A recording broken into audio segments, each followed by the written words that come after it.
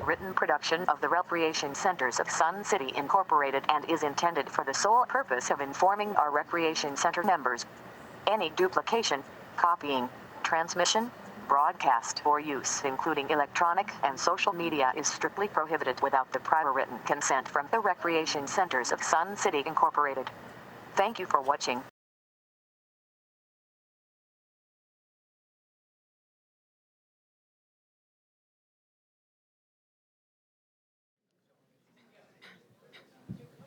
Hey, Ray. Is it time?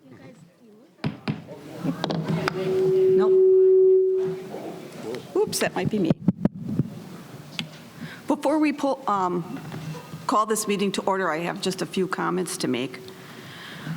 First of all, I'd like to start out this first RCSC board meeting of 2022 by getting off on the right foot and leaving the past behind. Your concerns and frustrations are real and acknowledged.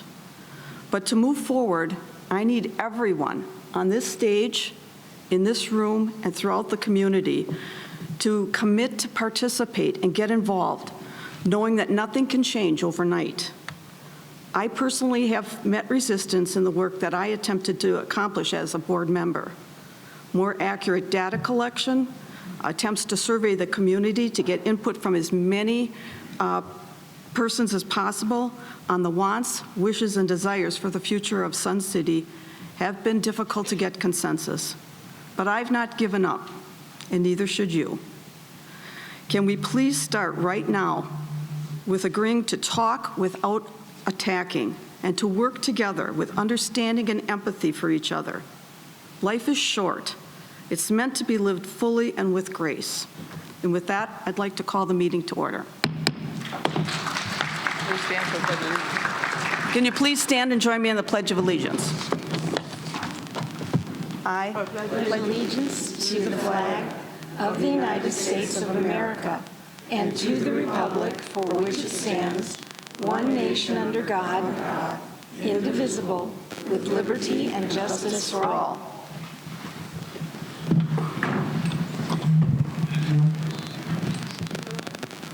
Welcome to the board meeting today. I'm Dale Lair, the president of the 2022 Board of Directors.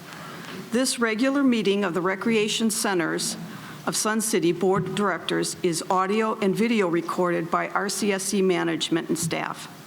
Please be advised that there will be no recording of this meeting by any individuals.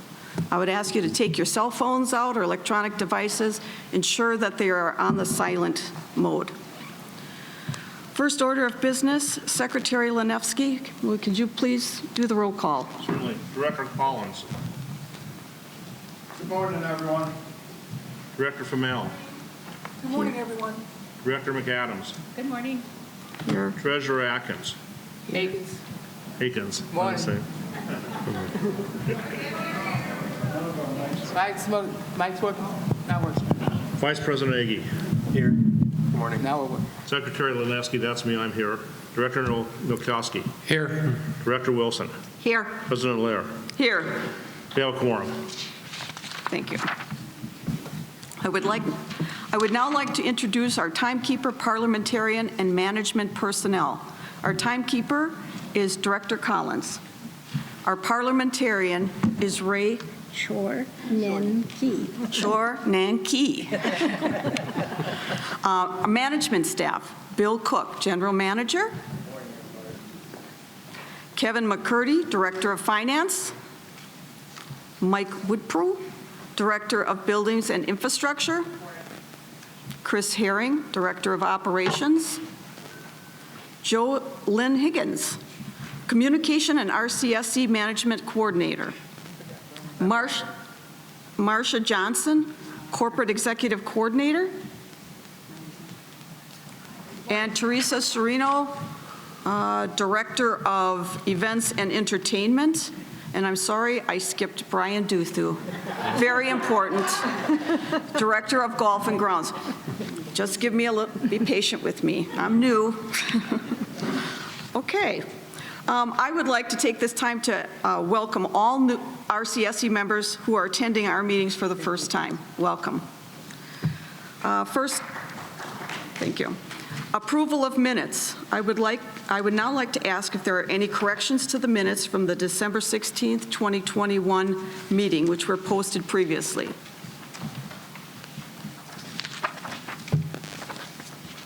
There being no corrections, the minutes from the December 16th, 2021 meeting are approved. Thank you. We have no committee recommendations. Unfinished business.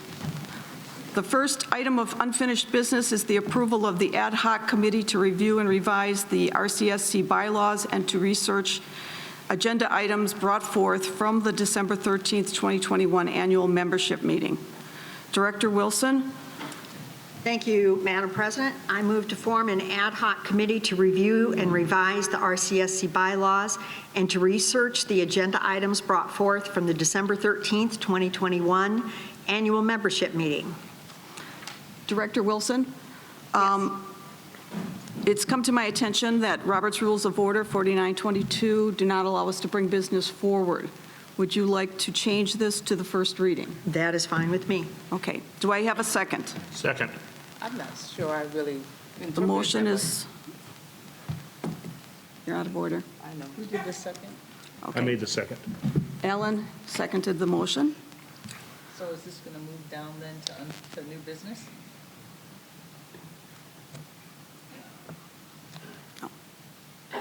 Okay, is there discussion? I'm not. President, I have a question. Please, It's actually, please wait to be, am I- Director Fimmel? yes, I Director- know, I'm trying to, Director Fimmel, yes, I'd like to may I make a comment? you now have the floor. Thank you. Thank you. Microphone. Can't get any closer. Okay. Talk into it, okay.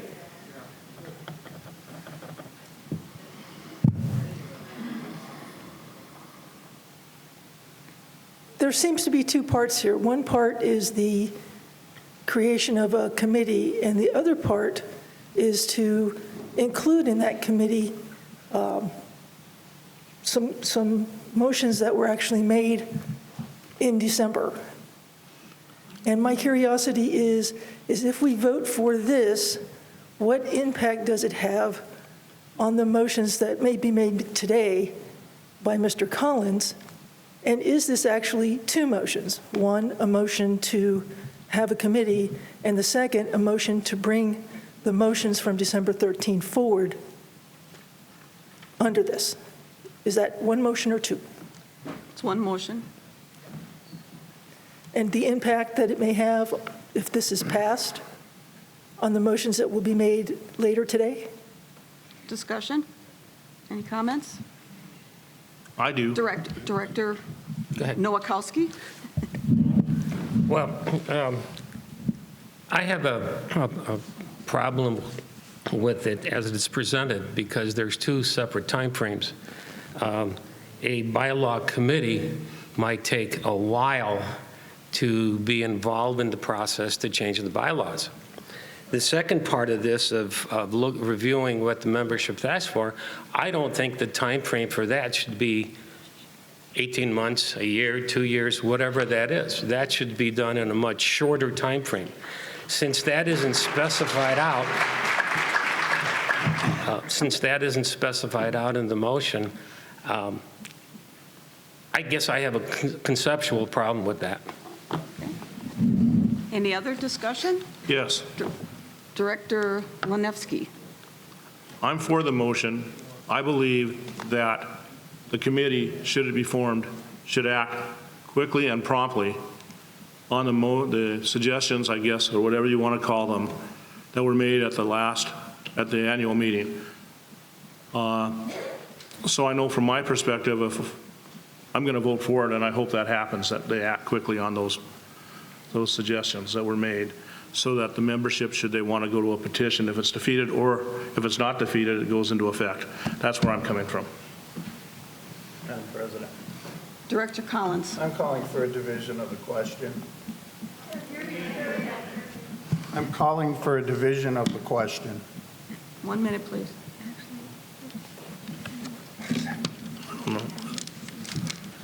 Nikki's asking for two. Director Collins, are you asking for an amendment? No. No. Okay. Okay. Madam President? Wait.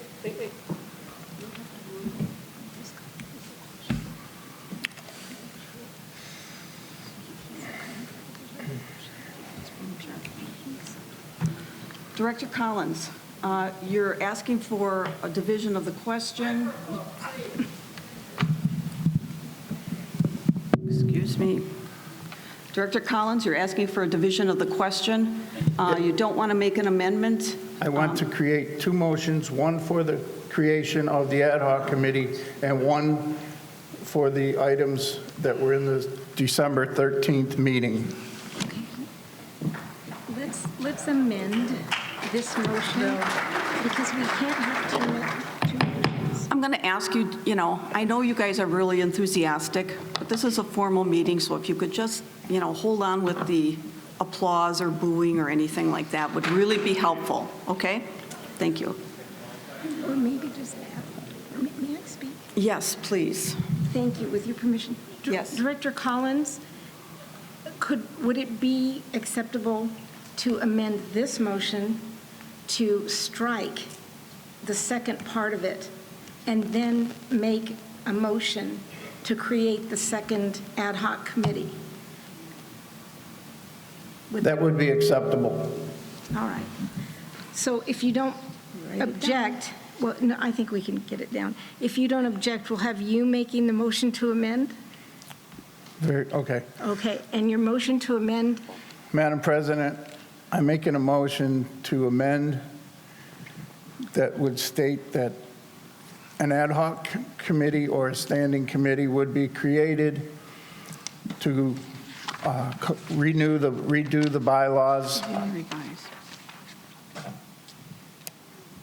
And I make a motion that One at a time. it's all right, to strike to strike the and to research the agenda items brought forth, the remaining language, correct? correct. Thank you. Okay, just to make sure I have this clear, the amended motion is I move to recommend to form an ad hoc committee to review and revise the RCSC bylaws. Or a standing committee. You have to decide. You got to, yeah. Leave it as an ad hoc. You know, I make a motion to create an ad hoc committee to change the bylaws. thank you. Yeah, good enough. Okay, I think it's just to keep it simple, so we don't get too drawn down into this, you can make a motion at the next meeting if you want to change that to a standing committee, okay? Okay. Thank you. Okay, You need a second. I need a second. Second. Second by Karen McAdam. Discussion? Discussion? Madam President. On the amendment. Discussion on the amendment, Director Akins. No. Fine. For any other discussion? Just make sure- Director Nowakowski, you have the floor. Thank you. Just to make sure that I understand, what we're doing now is we're voting on the amendment, which now is going to negate the motion that's there. No. No. Ooh, I'm sorry, I'm lost in the process, so can someone explain it to me? Okay, just slow down. There is a motion on the floor that here, I'm sorry. Please take your coffee away. There is a motion on the floor, the one that Director Wilson made, to create an ad hoc committee that will review and revise the bylaws and research the agenda items that were brought up. Director Collins has moved to amend that motion to strike the wording and to research the agenda items so that the motion to amend, if it's adopted, will have an ad hoc committee to review and revise the bylaws, period. And this is not proper in particular, so please don't object. Director Collins then agreed, I believe, that he would make a motion to create an ad hoc committee to research the agenda items so that you'll have 2 ad hoc committees. No, I didn't agree to that. Oh, you didn't? Okay, well. It's further than. But for now, we don't have to worry about that part. Just concentrate on the motion to amend.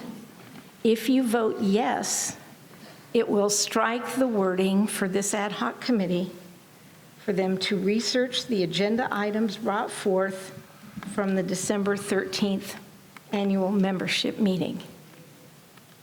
Did that help? Yes. Okay. So this is discussion only on the motion to amend. So this, yes, this is discussion only on the amendment to the motion. Madam President, Director Lenevsky. I oppose the amendment, and I'm going to state briefly why. I have reviewed the bylaws, and I find some confusion in the bylaws, including timeframes and things of that sort that I think are intricately tied to the motions that were made at the annual meeting. I think we need to have a committee look at the stuff, act promptly on the top priorities, of course, would be what were presented to the board at the annual meeting. But to piecemeal this, in my view, would lead to further confusion, further anger, and we need to act as one. And I would hope that we can act in a way that will be professional, deal with the issues, some of which I may agree with and some of which I won't. But that's just my view. I'm not speaking for anyone else. But let's act together. Let's act on all of it. And therefore, I'm going to oppose the motion with respect. Thank you. The amendment to the motion. Director Collins. Thank you, Madam President. The reason for this amendment is because I do not want to see these motions that were clearly on the members' minds put into an ad hoc committee that will take 2 years for the answer to come out about them.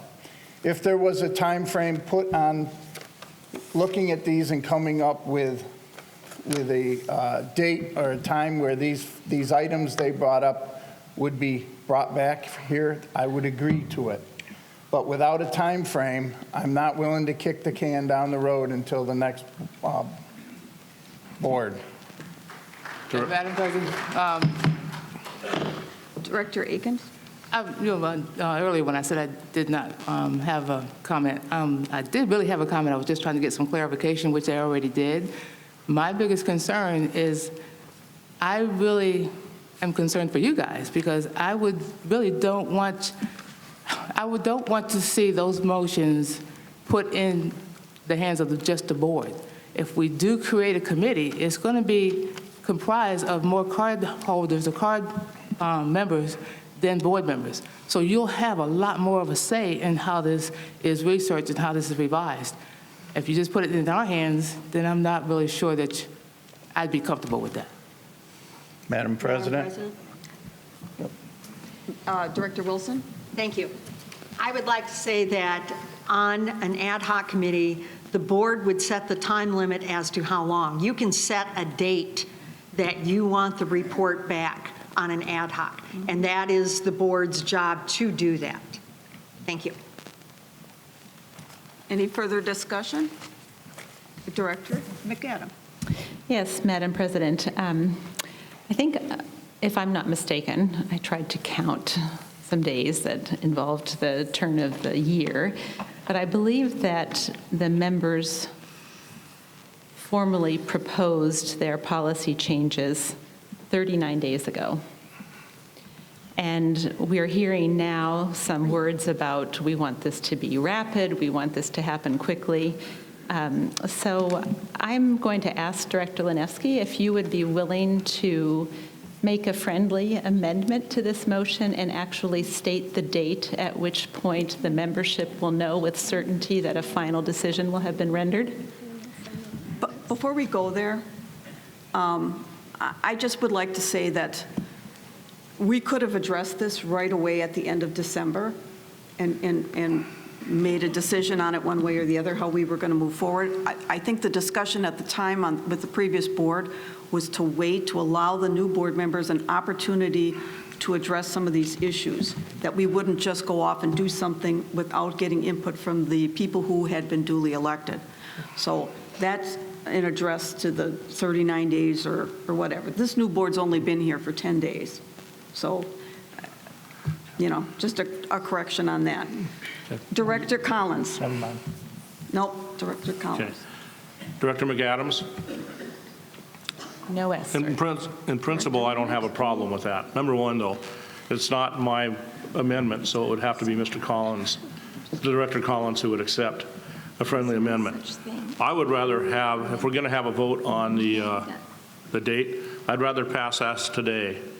And then if somebody wants to make a motion to direct the committee, once it is formed, and I'm not exactly sure of the timeframes of it being formed at this point. I'm new, I've been here for 10 days. I don't have a problem in principle of picking a time frame that is realistic, but I'd rather get this done today, get moving on it, and then if we can't agree on a date in the next meeting, have somebody make a motion to come up with a date. So I'm in agreement with you in principle, but it's up to Director Collins to decide if he wants to accept the friendly amendment. No, I'm finished, Your Honor. thank you. What? Whoa, I've been promoted. I didn't hear it. What was it? Okay. Madam Is there any President, further discussion? Not further discussion, but there's been a lot of discussion. So could you please restate the motion, which I believe is to create an ad hoc committee to review and revise the bylaws? No? No. Okay, the motion before you, if there's no further discussion, I'd like to move forward with this. And the motion before you is, I move to form an ad hoc committee to review and revise the RCSC bylaws. Correct. Period. That's It's a motion to amend. I'm sorry, I'm being corrected. It's a motion to amend. yes. There you go. Did I do okay? Yeah. Okay. So, We want to strike this language. That's what the okay, and okay. That's okay, don't. All right. And just so that everyone is clear, we are striking the words, and to research the agenda items brought forth from the December 13th, 2021 annual membership meeting. With that being read, I would like to turn it over to Secretary. No. Oh, I'm sorry, discussion. We have member comments? But we've made an amendment. People signed up to speak on this. Okay. All right. On the motion to amend only. On the motion to amend only, if you've signed up to, I'll read the names. pardon me? I have the names. Okay, read the names. Okay. Tom Marone, Jean Taunton, Janet Curry, and Lori Ellingson. Those whose names were read as having signed up to comment on the amended motion, please come forward to the front. There's reserved seating. And please state your name and number when you come to the mic. And let us know if you're speaking for or against the motion. Each speaker will have 3 minutes for comments as indicated by the light on the stage. Director Collins? Okay. Tom Marone, 100825. Happy New Year, everybody. Thank you for the return to the lectern, and congratulations to all the new board members. I'm happy to see that you guys revised the ad hoc committee back to the first reading, because that was the proper thing to do. But regardless of that, I suspect that once the ad hoc committee is approved, you will waive the second and third readings and attempt to refer them to the committee to avoid a public vote that would show the membership where each director stands on those amendments, while at the same time kicking the can down the road for another year. I would, however, encourage the board to vote on the bylaw change that would allow signatures to be collected on RCSC property. I'm asking you to speak to the amended motion. The motion to amend. I know. Well, To speak to the amended motion. Yeah, because it didn't exist. The amended motion did not exist. So I'm asking you, normally we don't allow people to come up and talk to an motion that's already been amended, but let's just do it, okay? I made a mistake, but if you could focus on the well, motion then- to amend. Then when do I get to address one of the motions? That's already gone. Okay. Oh, I'm sorry. Madam President. Madam President, Just a minute, please. Okay. I think the parliamentarian would advise you that you never should have read the motion until after everybody made your comments. Well, thanks for pointing that out to me, and I appreciate it. No, it's because we are not part of your assembly, so we are really not allowed to participate in debate. So I'm just saying. Am I correct? No, I would not agree with you, but. Okay. That's you know, okay. We're all different. Okay. What if, I would suggest, may I? Yes. My suggestion is, Madam President, that those who want to speak to the amendment only. The amendment from Director Collins. Correct, there's only one, and it was Director Collins. The president is kind of, I don't want to say breaking tradition with allowing people to come and speak to the amendment. You couldn't have signed up because it didn't exist. So if you would like to, I believe that's what the president is offering to the attendees. Yes, but Madam, we didn't sign up to speak to the amendment. We signed up to speak to the motion. Correct. So if you're here. And part of my statement pertains to part of the motion. Great. Can I? You'll get another chance. Once the amendment is voted on, then we go back to the motion itself. Okay. No, well, that's not correct. When everybody's done commenting, debating, then we're on the amendment only, then the chair calls for the vote on the amendment, the motion to amend. They will vote. If they vote to adopt the amendment, then the motion, and the motion never goes away until it's voted on, the motion will read to just have the ad hoc committee review and revise bylaws if they vote to adopt the amendment. If the board votes against the amendment, then what we go back to is the full original motion that was made by Director Wilson. So everybody who signed up to speak to the motion, that will happen after the board votes on the amendment. Does that help? Okay. No. So if you would, for the sake of time, and you've seen this agenda, speak to the amendment only at this point. Correct. Jean Totten, number 148753, speaking to the amendment only, I think. It's okay. I just want to say, as with everyone else, I think that there's a lot of confusion. My only problem with the amendment is I'm afraid if we split them in two, that the second half is never going to be addressed.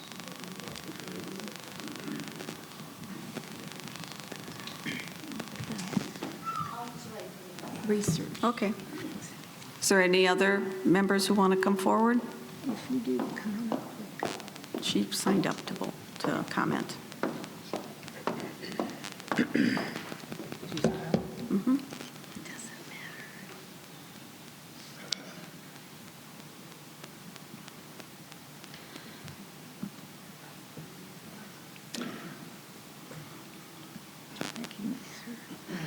Lori Ellingson, 133335.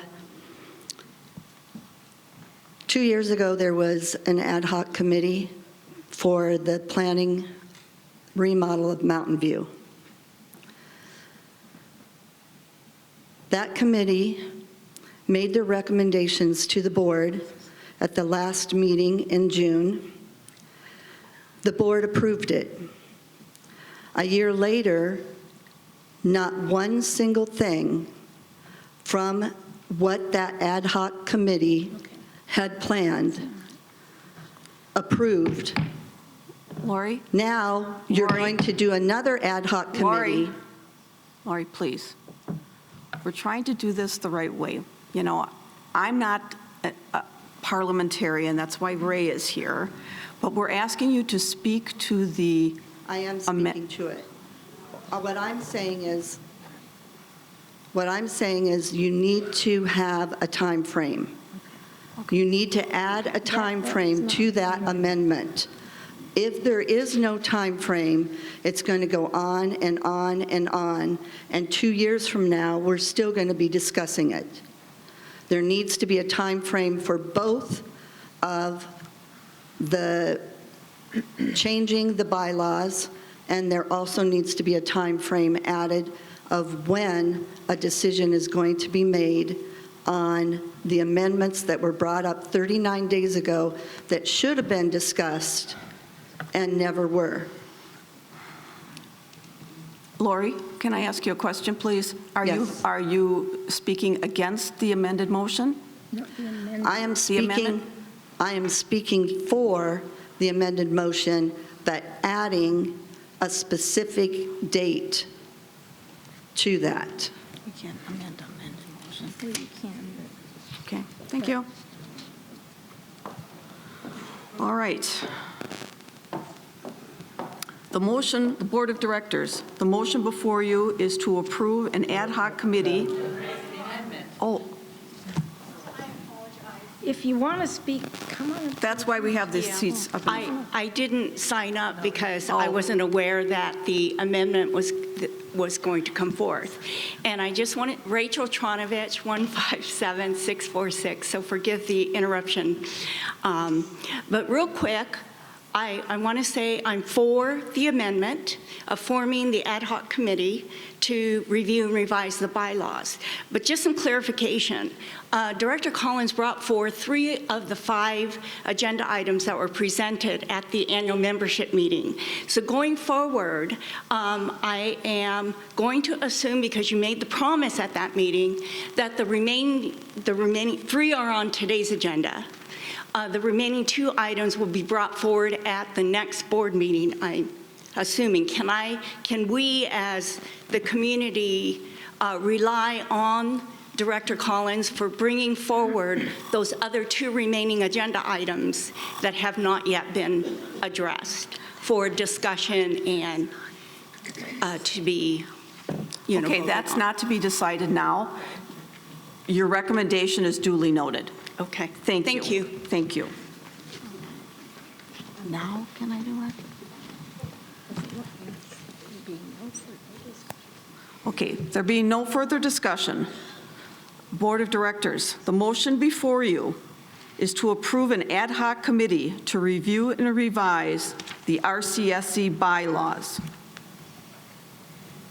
striking and to research the agenda items brought forth from December 13th annual membership meeting. Secretary Lanevsky, can you please take the roll call vote? Yes. Director Collins. Yes. Director Famel. It's Fimmel, and Fimmel. yes. God, I'm sorry. I'm terrible with names. Fimmel. Okay. Director Fimmel. Yes. Director McAdams. Another little correction. There's no S on my name either. Okay, thank Adam you. is the last name, and I vote yes. Okay. Treasurer Akins. Yes. Vice President Agi. Yes. Secretary Lanevsky, I'm against the amendment. No. Director Nikowski. Yes. Director Wilson. No. President Lair.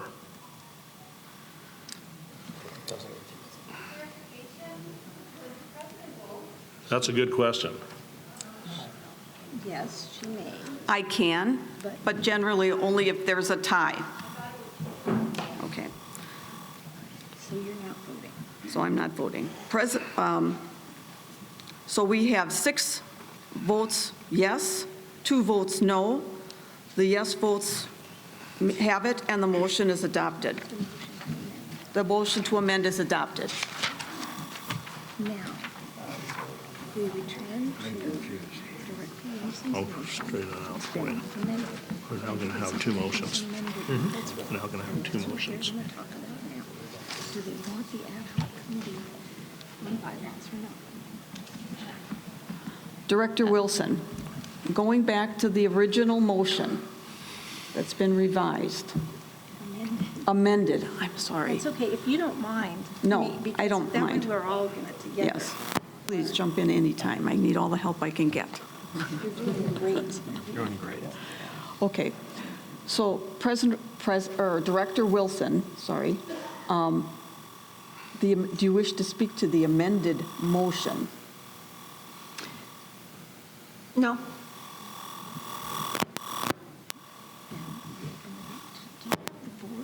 Madam Chair? No.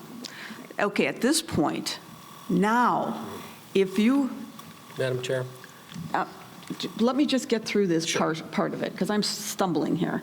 Okay, now we're going to call up any people who wanted to discuss the original motion. If you could read those names off, and hopefully everybody's sitting here already. Tom Marone, Jean Taunton, Janet Curry, and Lori Ellingson. Tom Marone, 100825.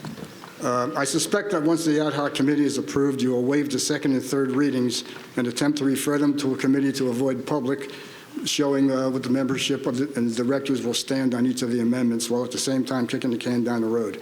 I would, however, encourage the board to vote on the bylaw change that would allow signatures to be collected on RCSC property.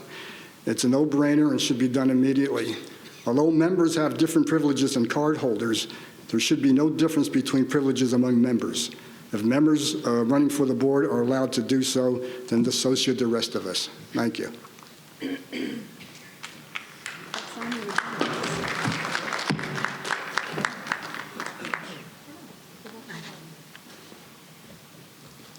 Jean Totten, 148753. Excuse me. While I firmly believe that the RCSC bylaws, articles of incorporation, and board policies need to be thoroughly reviewed, researched, and rewritten, I was not in favor of the original motion. Too many times in the past, you neglected to put what I call meat into the motion, and perhaps that is done at a later date after the motion is approved. But I think it should be discussed now. When was the ad hoc committee going to start? How often are they going to meet? How many members in good standing are you going to allow to sit on said committee?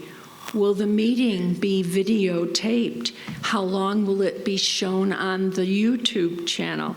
When will the first draft be due?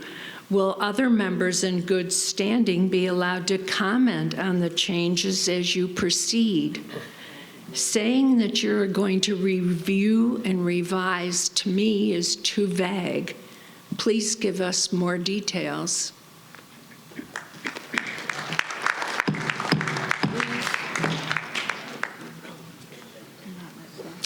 Good morning. At least I think it's still morning.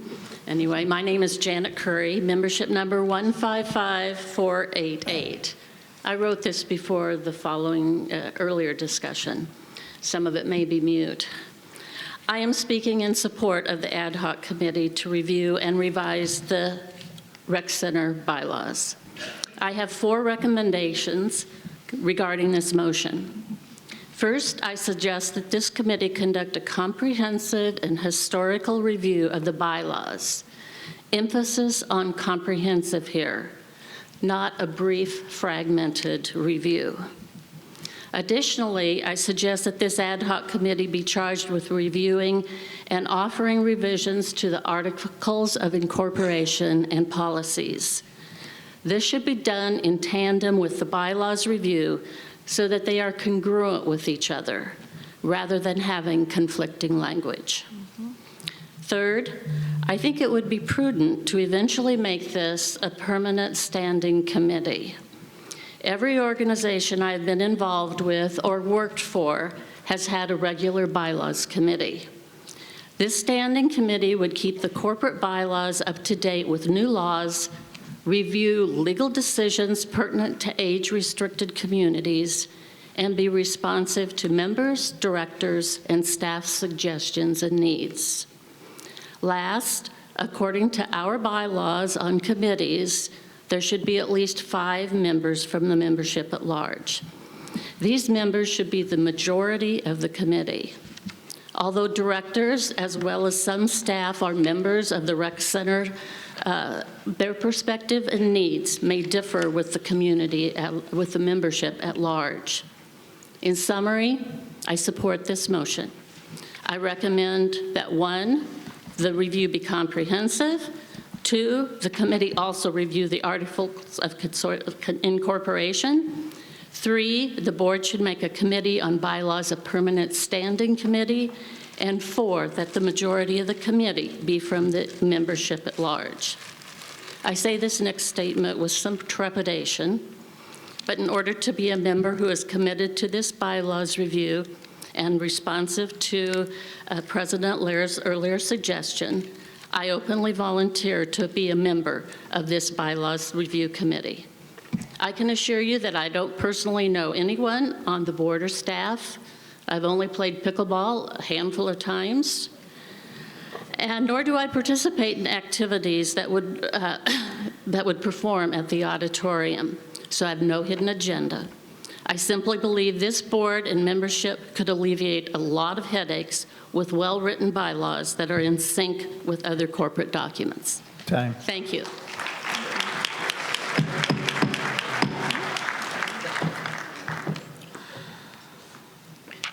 I think you'll find my name is signed up near the bottom of the page. Sherry Marcio, 14465. I would like to echo the last speaker, very well spoken. I'm concerned about the approach of using an ad hoc committee, which by definition is temporary and project-based. Reviewing the organization bylaws is a basic part of every board's legal duties. Well-drafted bylaws signal a well-governed organization. This is definitely something that we should consider having a standing committee for, and something the committee would present annual review with proposed adjustments and clearly marked revisions.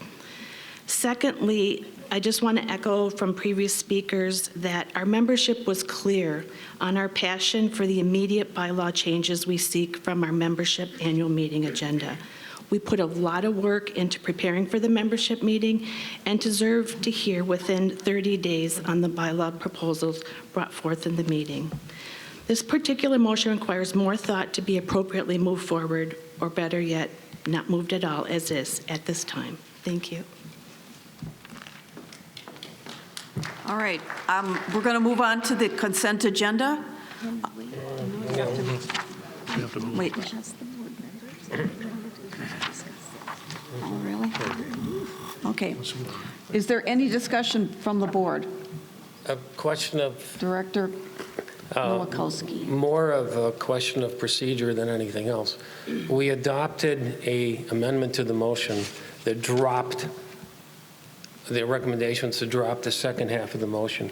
When is the proper time to bring up that second half? Would that be brought up under new item, new end? We've basically right now said that what the membership brought before us is dead. No, we didn't say that. Okay, Never. then I'm, so that's still there. It's under new business. Okay, so it can be brought back under new business? Yes. Okay, that was the question. Okay. When does it come back? Okay. Any other discussion?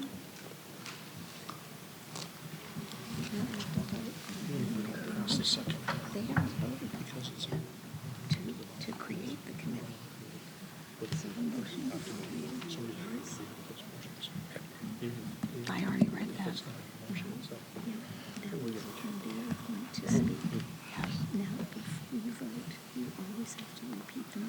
And all of this, put this in there too? No, that's strictly, this is the motion to form an ad hoc committee. But they voted on it already.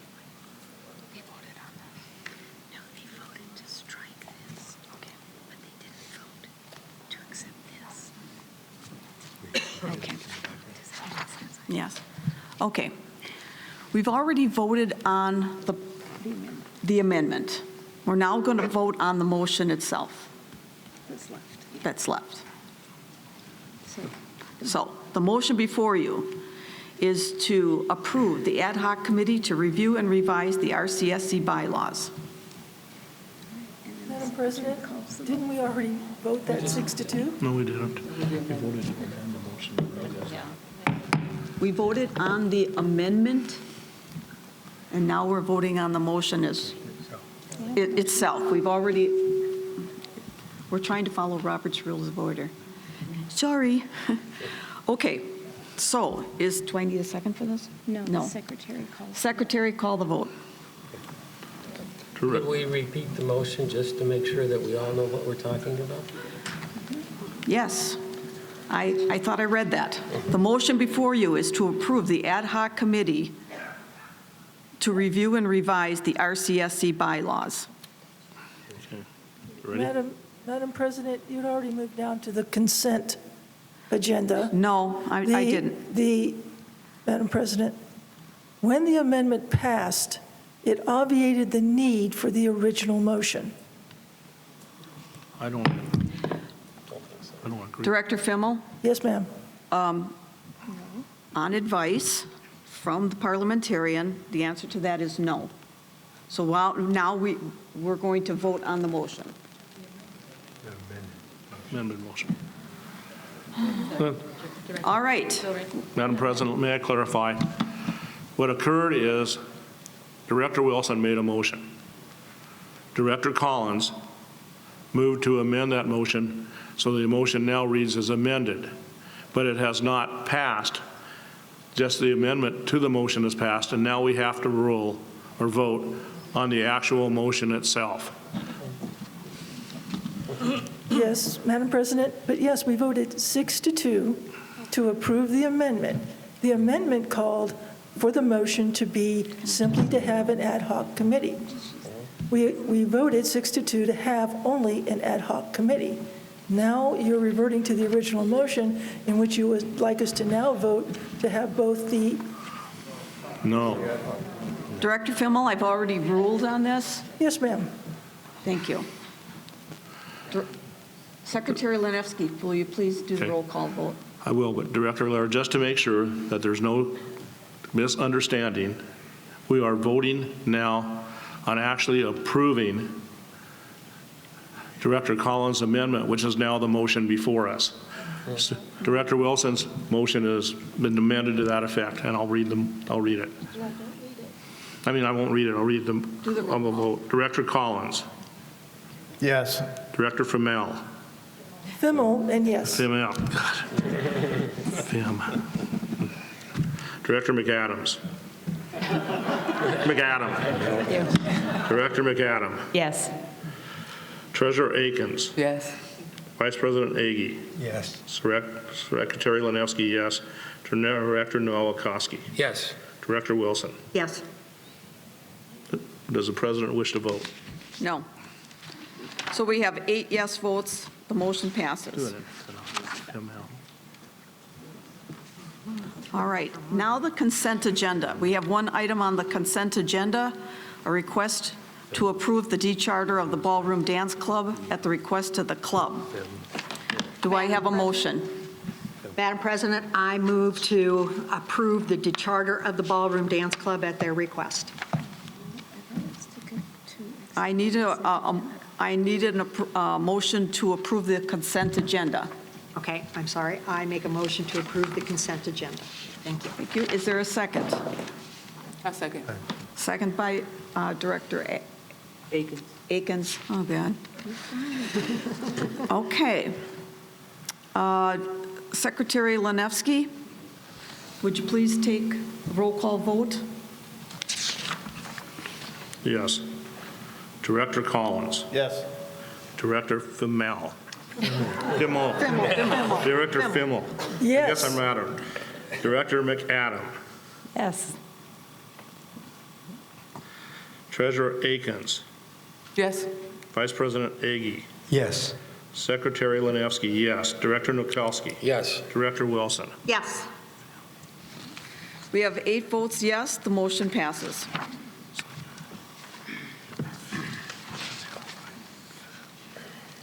Okay, for those whose names were read, what am I doing here? We're going on to new, what's this say? Yes. Ms. Johnson, please read the names of cardholders who signed up to speak on the new business items. There's a lot of them. Patrick Gannon, Jim McConnell, it looks like Dan C., Faith Gossett, Karen Sharman, Lynn Leibold, Janet Curry, Rachel Trojanovich, Sherry Marchio, Christy Svedson, Carol Aren, Don Shorgy, Tom Swenson, and that's it. I agree.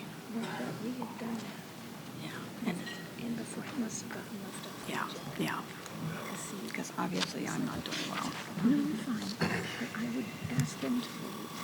Go ahead and proceed. My name is Patrick Gannon. I'm member number 150056. At the December 13th annual membership meeting, I made 2 motions, and those 2 motions appeared as motions number 8 and number 9 on the agenda for today's board meeting that was emailed to members on January 3rd.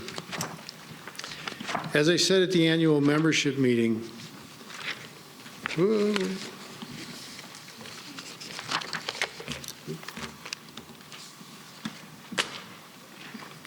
As I said at the annual membership meeting, both of these motions are not radical in any way.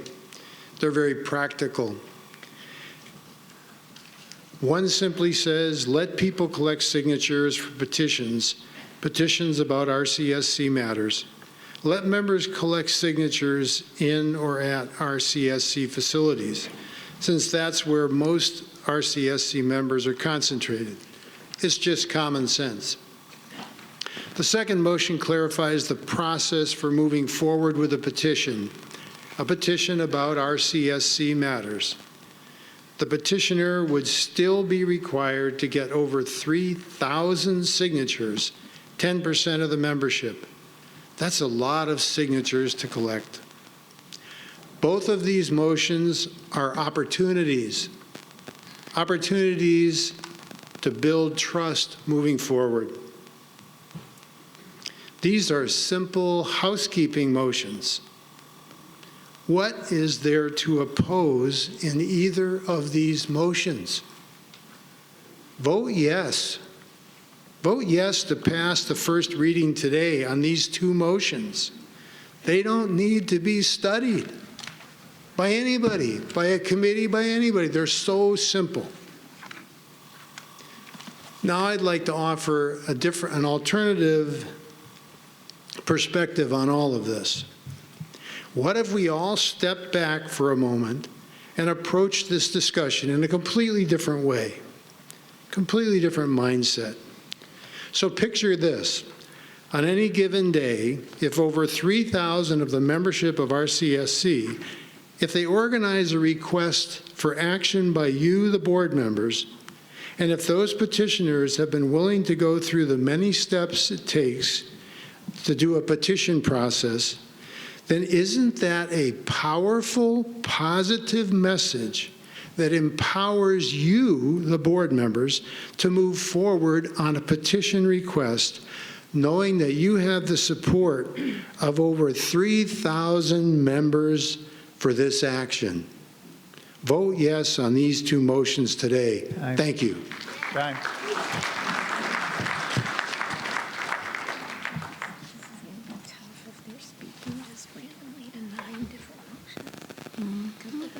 Madam President and directors, I'm Jim McConnell, 47962, I wish to address the timing and validity of new business motion number 1, the rescission of the PIF budget passed by the board at the December 16th, 2021 meeting.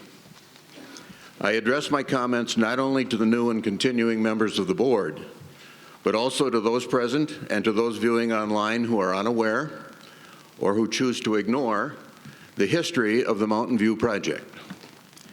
In contrast to the contentiousness and tumult of the past year, characterized by accusations and responses regarding lack of transparency and backroom politics, the plan to renovate Mountain View campus in its present manifestation has followed all of the steps one would expect an orderly consideration of projects of this magnitude to follow. Following decades of requests for the upgrade and addition of facilities to that campus, the past 6+ years have seen this project move from grassroots requests to the Long-Range Planning Committee, to the 5-year PIF project list 6 years ago, to public meetings to gather input, to research and debate, resulting in a formal recommendation from the Long-Range Planning Committee to this board. Since 2019, that recommendation has since been discussed, researched, debated, modified, and approved, and funds have been appropriated for continued research, design, and implementation.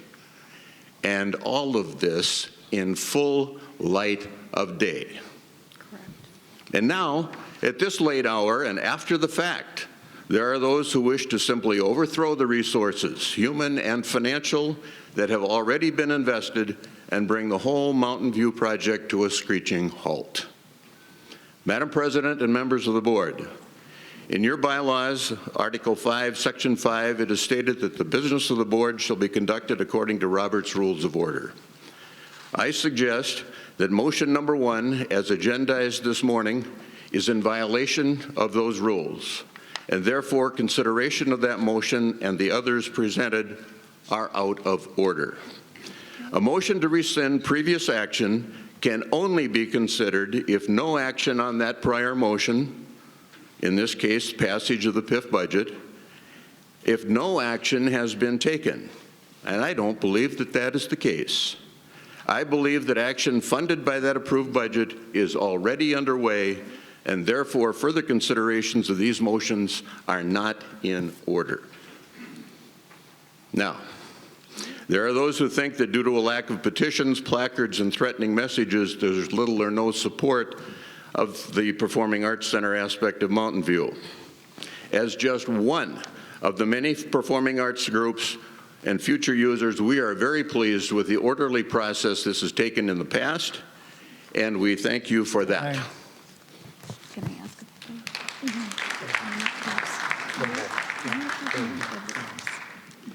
Good morning.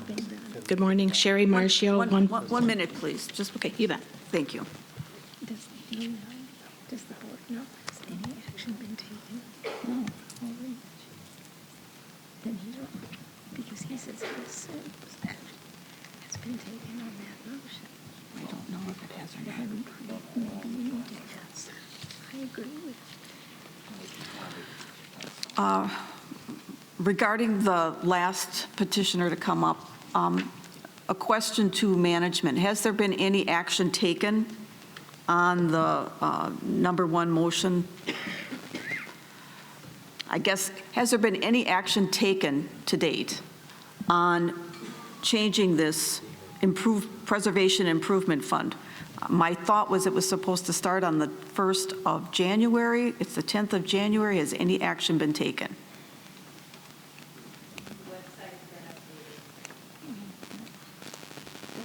That's not, yeah, I'm looking for something more than. Madam President, Board of Directors, in terms of action taken, are you saying that on any of the PIF items that were approved, have we spent monies or have we I'm talking about the PIF at $4,000. You know, is there anything that was? So you're asking if we have charged anybody $4,000 as of January 1st. I cannot answer if we have closed on any houses from January 1st to January 10th. I would defer to my Director of Finance if he has any. Come on.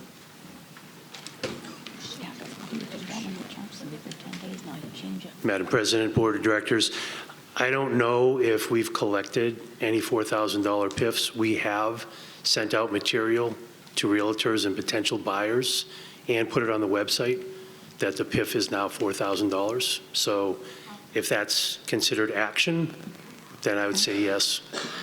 Okay. Is that good? The defining characteristic is impossible to undo, and it's not, No. in my opinion. So it's fine. Because you can always refund that money if someone didn't Okay. pay.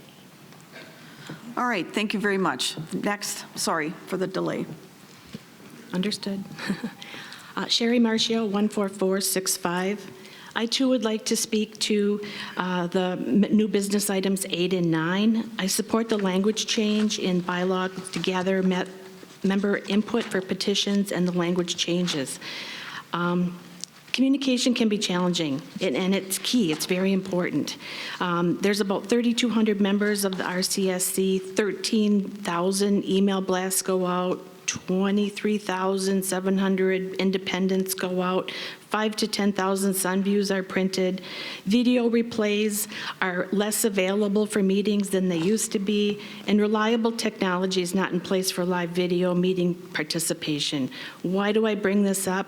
It's challenging to communicate, and it's challenging to communicate where people are. There's definitely a lack of member-to-member communication, and we don't have a membership committee from the Board of Directors, so we're challenged. If we look at the language from the Articles of Incorporation, we truly see the opportunity to improve communication and the rights for communication and the members.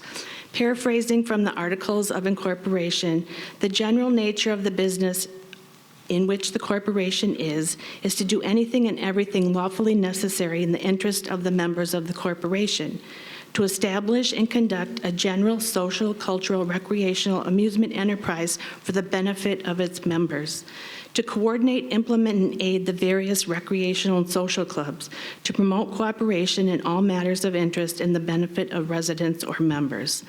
We need the opportunity to gather signatures where the members naturally gather. Allowing members to circulate petitions in or at RCSC facilities is the most logical in support of cooperation of all involved. I like this quote from Henry Ford: "Coming together is a beginning, keeping together is progress, working together is success."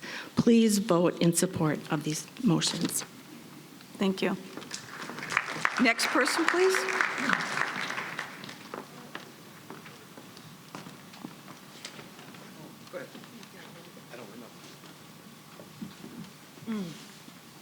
Faith Gossett, number 21827. I speak in behalf of the agenda number 5.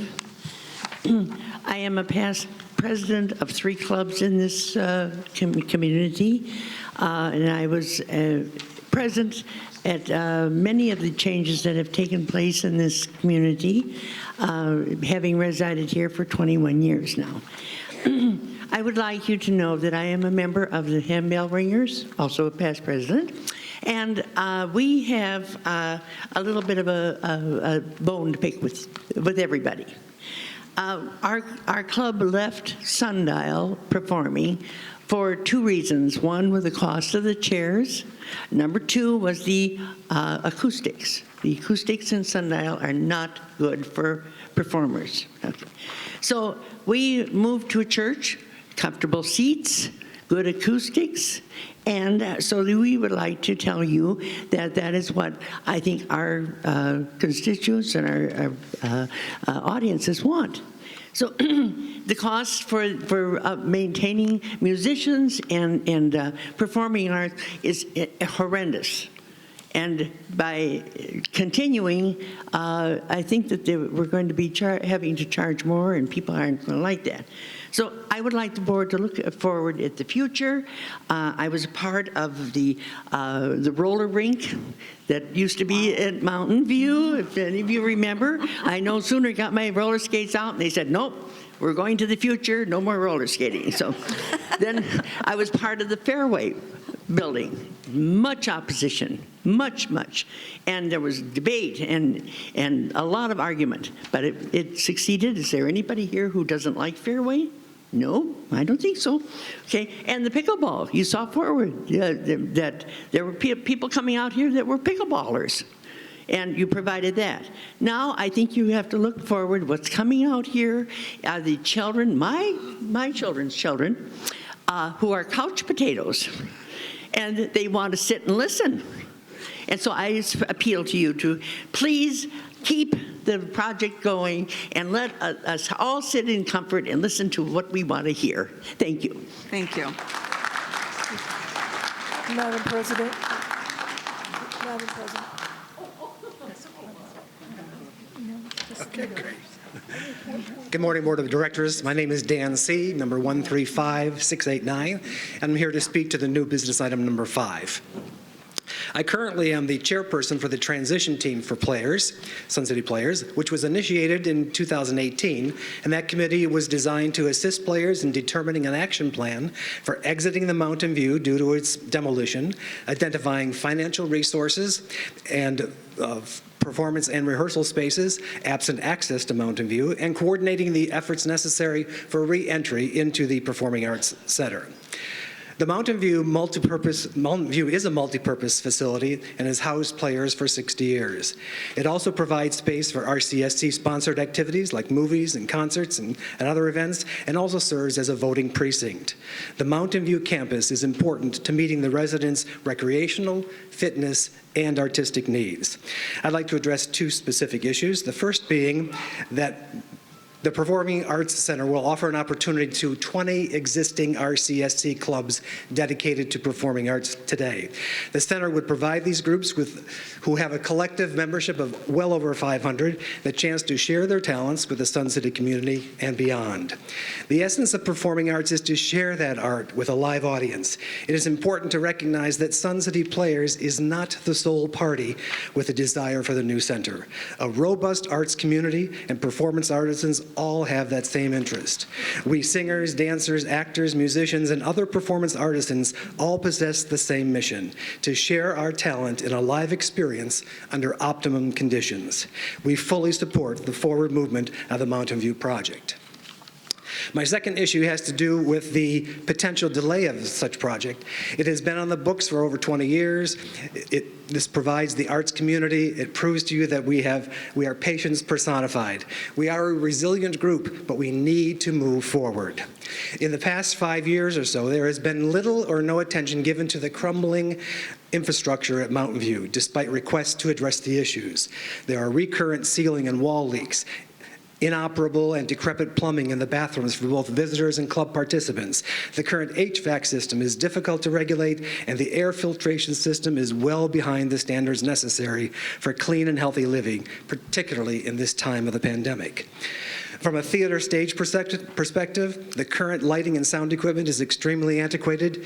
Due to the inevitability of the demolition of the facility, our requests for repairs and replacements have fallen on deaf ears. We have experienced both lighting and sound outages that limit our artistic abilities and which also carry potential safety risks.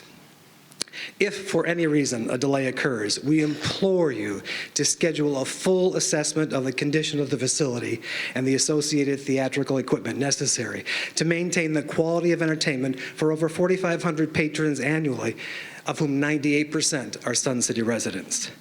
Let's not only maintain, but enhance the face of Sun City by looking forward rather than backward. Thank you.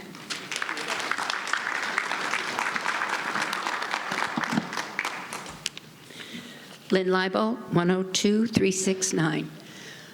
I want to address number 1 and number 5. I have a short version of number 1. Has anybody noticed inflation is going up? We need the $4,000. You cannot take this away. It has been passed. It would be ridiculous at this point to remove it.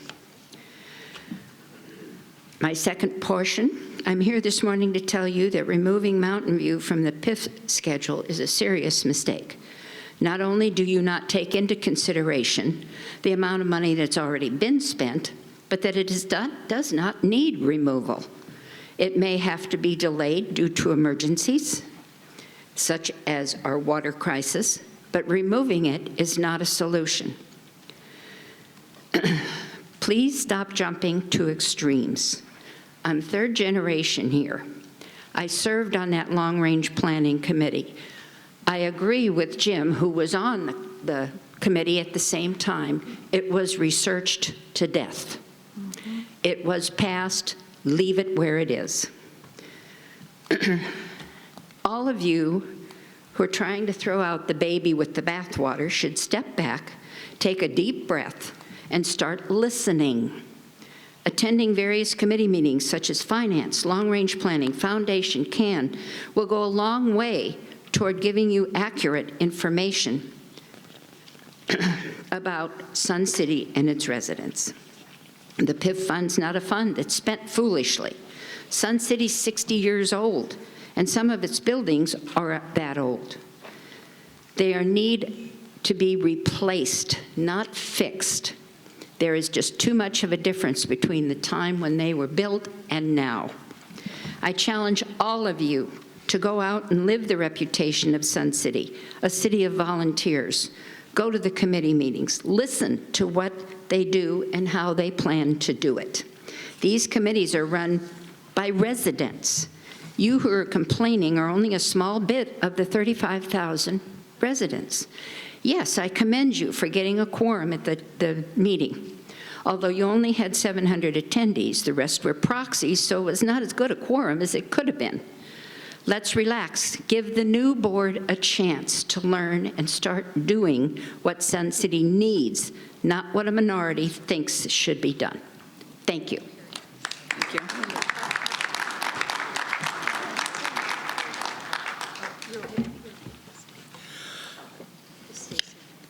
Don Shorgy, 27140. Madam President, members of the board, I address you as the former 2006 president of the RCSC Board of Directors and board member in 2007 and 2008.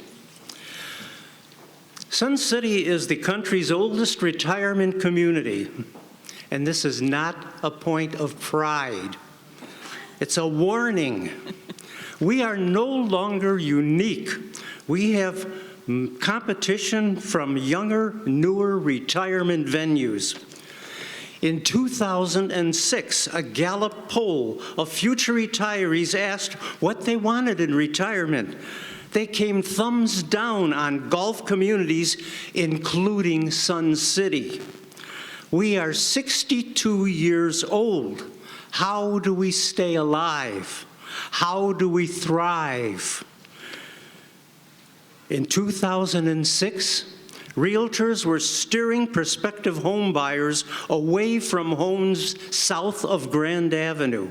Our members south of Grand Avenue rightly complained RCSC was doing nothing for them. They felt everything was going north of Grand Avenue. And in response, RCSC built Fairway, and that was the start. We must continue to revitalize South Sun City. Now, Mountain View project is essential to this end. Kicking the can down the road again is kicking South Sun City in the butt again. Canceling the Mountain View project will only add more wrinkles to our aging infrastructure. It insults the 94 members who spoke in favor of the project at the Long Range Planning Committee's Town Hall meeting back in October of 2018. Delaying this project further will make it too late to catch the new retirees flooding into Arizona. Young retirees from the north and elsewhere are flipping $400,000 homes for $2,000 homes in Arizona. And the Sun City's low taxes will be like honey to attract them. The $4,000 PIF fee is chicken feed in this hot market.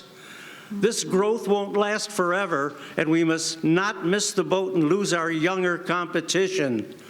I move that motion 5 and 6 be scrapped and that the Mountain View project continues as already approved and scheduled. Do not defund and doom this project. Thank you.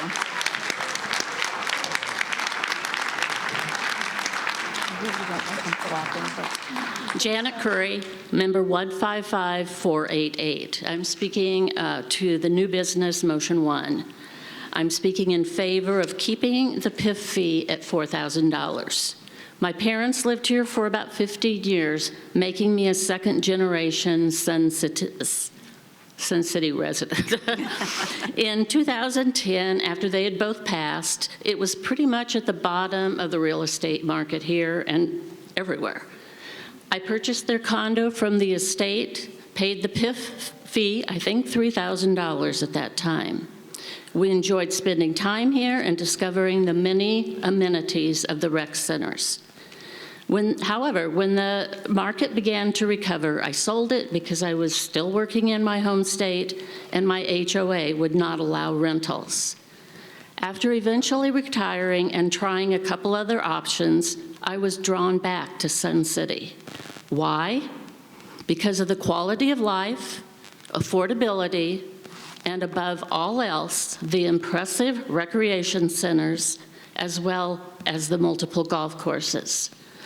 So I purchased another property here, and once more, paid the PIF fee, then at $3,500.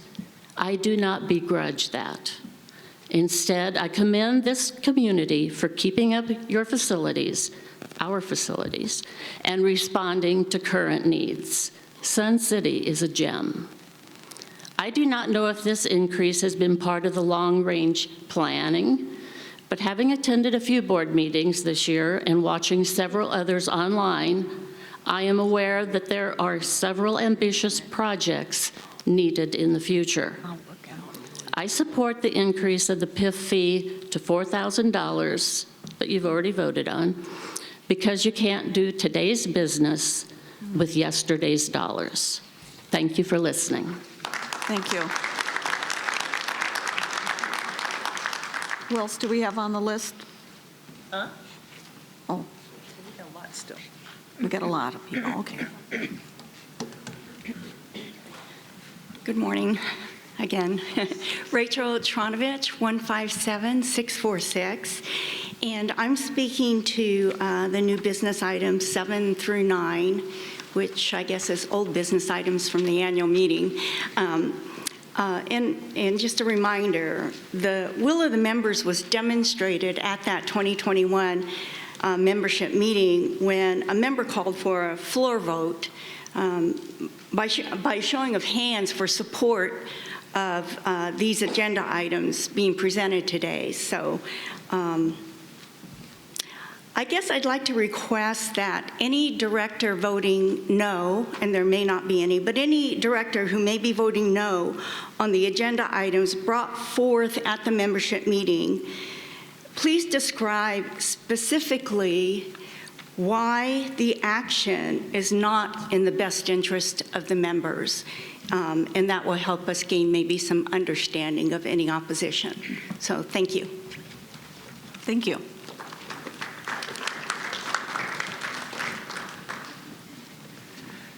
Hi, my name is Tom Swenson, number 135906, and I'm speaking to the Mountain View Project. If I had listened to my doctor's advice, I wouldn't have come to this meeting. But this project and this discussion is so important to me and vital to Sun City community that I felt I must attend. There have been concerns by some about the way the Rec Center Board has conducted itself. I in no way want to weigh in on that debate, except to say everyone on all sides should agree that the process by which the Mountain View Campus project was conceived, discussed, modified, approved, and begun is a shining example, a template, a guide really to how any work of the board should look going forward. You should be very, very proud of yourselves. First, the board honored history, because the concept of a true performing arts center goes back 50-plus years to Del Webb himself. It was his dream that we honor in proceeding with this project. Second, you collected a set of thoughtful and competent members to be on the long-range committee, who put in the work and took the time to determine what the future needs of Sun City will be. Moreover, that committee literally listened to Sun City residents. Hundreds of people attended the 2 meetings for public input to the Long Plan Committee. And then lastly, these recommendations came to the board itself, who carefully considered them and again listened to the members. In fact, a sign of that is that there were significant architectural changes following one of those meetings. So my message to you is this: don't ruin one of the best things going for Sun City and for the board. Don't hesitate, don't doubt yourselves. Continue aggressively fulfilling Del Webb's dream and the dream of so many Sun City athletes, fitness enthusiasts, performers, thousands of members, and the thousands of members of the Sun City Phase 1 project. Don't let one radical action on your part negate 7 years of great work. I'll leave you with one last theatrical illusion. When you build it, they will come. I guarantee you that once this is built, dozens of uses will materialize that have never, ever even been dreamt of. Thank you. Thank you.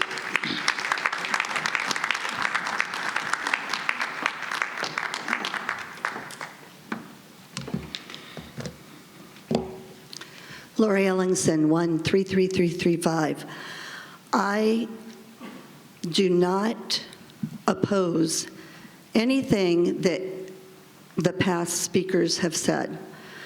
We do need a performing arts center. We do need a place for everyone to perform, but not right next to pickleball courts, right next to a basketball court, right next to a gymnasium, right next to, it doesn't belong in a rec center. We need to find another location for the Performing Arts Center. And we should build that first. We need to adhere to the 7 Ps. Prior proper planning prevents piss-poor performance.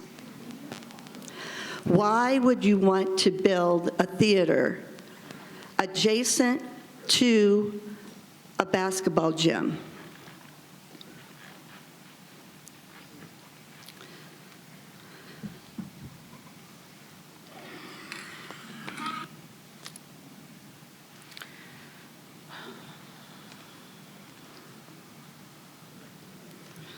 Technical difficulties.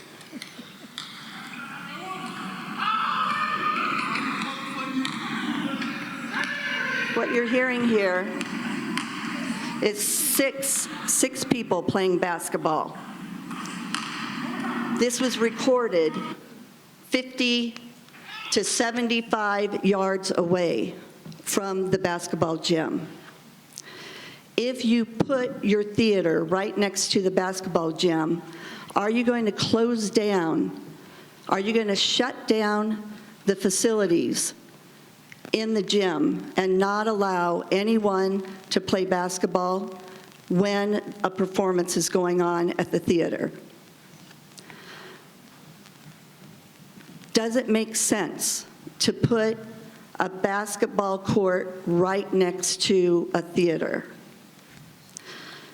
This gym, where you heard all that noise, has 26 acoustical panels inside the gym, and you still hear the loud noise. All I'm asking is reconsider the location where you put that Performing Arts Center. Thank you. Thank you.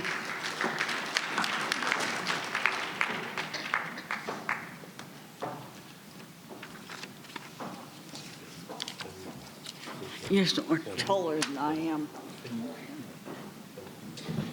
Somebody help her with the Just mic. too short for this, okay. I echo Lori's concerns right now, and I do say that I will fall back on my old. You have to give your name. Okay, I'm sorry, That's okay. I'm That's sorry, okay. Director, President Lehr.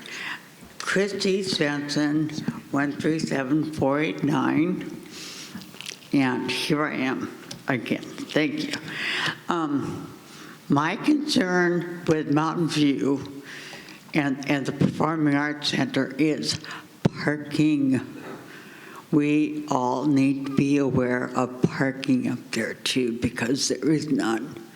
And that is paramount, because I think I support that Performing Arts Center just bringing in a bunch of money and a bunch of people to Sun City. So there you go. Mountain View has no parking, or very limited. So, but I didn't come up here to talk about that. I came up here in support of Steve Collins, number 7, 8, and 9. Number 7 is his motion to amend the bylaws to move from 1,250 to 500 people. At the December 13th meeting, I don't know if this was fully open, but there were 700 people in here that day. And a fire marshal walking in the door could have said, you guys are in violation, I don't know. But all I'm saying is that is a housekeeping issue, like our friend brought up earlier, Mr. Gannon, because there's no place here in Sun City for 1,250 people to meet. Secondly, circulating petitions on RCSC property, that is a housekeeping issue. That is just a non-brainer. Why can't we circulate a petition at Mountain View or at Fairway or wherever we happen to be, at Lakeview, because I see a lot of you at Lakeview quite often. Thirdly, the petition thing too. Okay, thank you, Steve. Thirdly, it's also a no-brainer.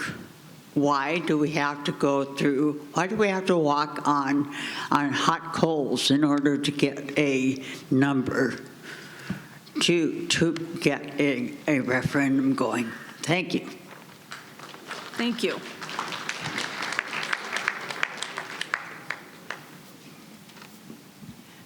Carol Arend, 22036. I agree with everything that most people have said. I think we do need to raise the PIF. We all pretty much agree with that, and we need a theater. So, but the one thing I'd like to mention is, Dale, at our membership meeting, you said that you agreed with a lot of the things that we brought up for the agenda. You said not all. Mm-hmm. And I'm sure there's plenty of you up there that will be voting yes on some of these agenda items that are in here today. The most important one for me, I spent about 3 weeks just running around town, walking the streets, going to individual homes to get those proxy votes. And I think that we as members deserve to be able to get signatures on RCSC property. We pay the bills. If it wasn't for us, there would be no property.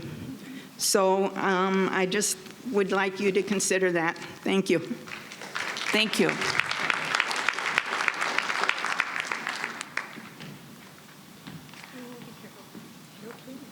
Huh?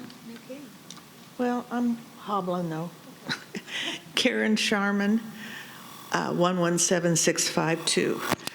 I kind of purposely waited until all of the people that had some things to say, and as all of you up there realized, there were some very They're good ideas. A lot of people are very interested in this community. They've learned to love this community. They don't always agree with everything the board does, but you guys have the responsibility, as you all know, of making the decisions that will affect everybody in this room and in this committee, or this community. I agree with raising the PIF fund to $4,000 from the standpoint that the fund has done wonders in this community. From when they first started it, we have gotten some of the best recreation and facilities probably in the country. And I think that it's great that we're preserving them. I think that it would be a mistake to stop the project down at Mountain View for many reasons. One of which, I think some things were stated earlier about the development south of Grand. I think that has been a big issue for years, and it would be a great addition to the community. And it would draw the community maybe a little bit closer together, because the division of saying south of Grand and north of Grand has always been an irritation for me, because I think we're one community. But stopping the project would, in my opinion, would be a huge mistake. I hope you guys make the decision to continue, and it's still going to be years away. But if not, you may as well just close her up, because it's in disarray and needs repair. And so it's guys, it's up to you to make some good decisions, and I wish you well. I hope that you have a good year, and I just love the community, and I think almost everybody in this room loves the community, and they're all out for the same thing, the betterment of life at this time. Thank you. Thank you.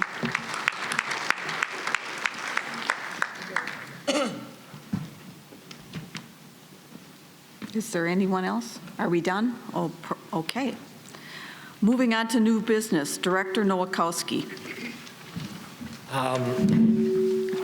The way our packets work and our process has worked so far, I need to make the motion and get a second before we can have a discussion on the motion. I can't make the presentation until that occurs. So I will make the motion. I motion to rescind the December 16th approval of the PIF, Preservation and Improvement Fund, PIF budget, with a PIF fee of $4,000.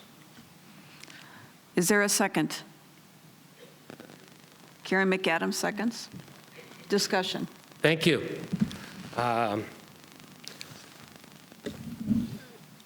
I am not saying anywhere within the numbers that I presented that I'm against the $4,000 fee. When staff presented their November 18th presentation to justify the $4,000 fee, a couple of things were said. The first one was that this is based on 1,500 transfers of property. And the funds go negative in years 2025, 2026, 2027, and 2030. And they do, based on 1,500. However, based on, let's drop back one step. Why do we have these thoughts of a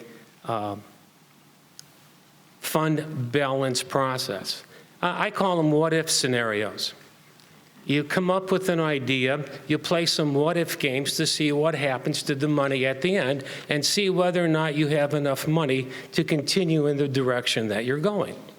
Now, staff's presentation was, we don't have enough money based on 1,500 homes. Where does that turn positive? Well, at 1,560 homes, which is the second sheet of my presentation, the fund goes positive. If the 1,500 number is conservative and 1,560 makes it positive, I don't understand some of that. Now, when does what happens if we drop out of the market and everything drops and our home sales go below 1,500?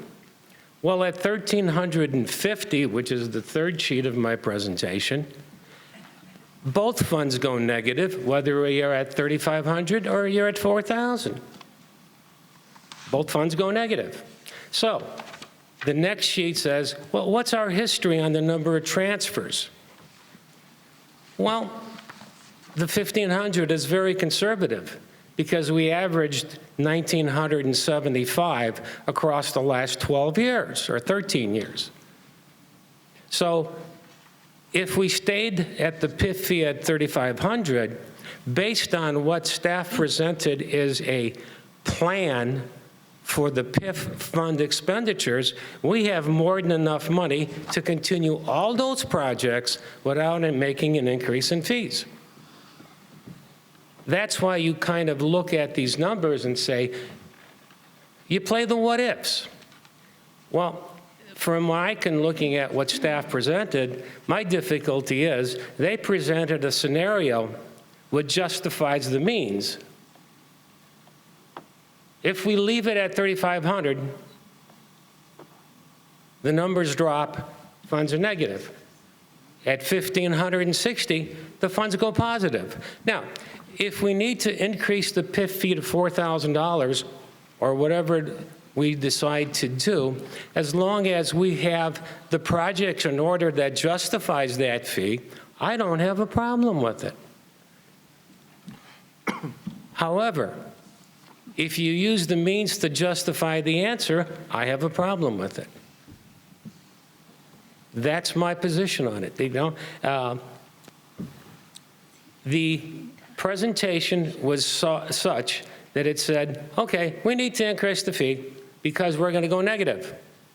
Well, if we have 1,970 homes instead of 1,500, the fund doesn't go negative. It stays positive all the way through. That's our average. I don't like to use averages when you do a what-if scenario because if you use an average, 50 times you might win and 50 times you lose. So what's the right number? I don't know.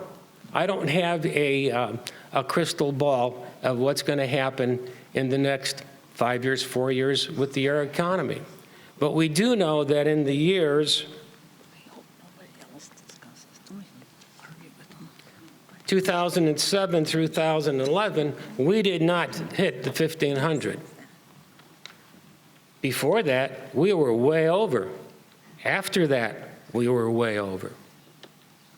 So, my problem with the presentation that was done and what was answered is, we raised the fee to justify a budget.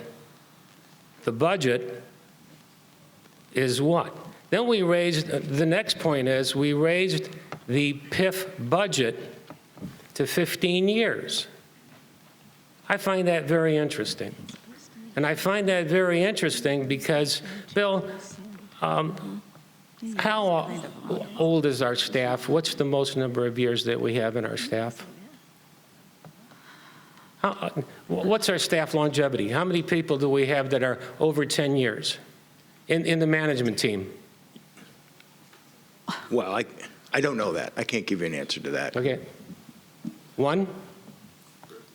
Chris? Yeah, that's what I thought. It was one member of the management team has been here longer than 10 years. However, we're passing a budget which authorizes the staff to do expenditures. Yes.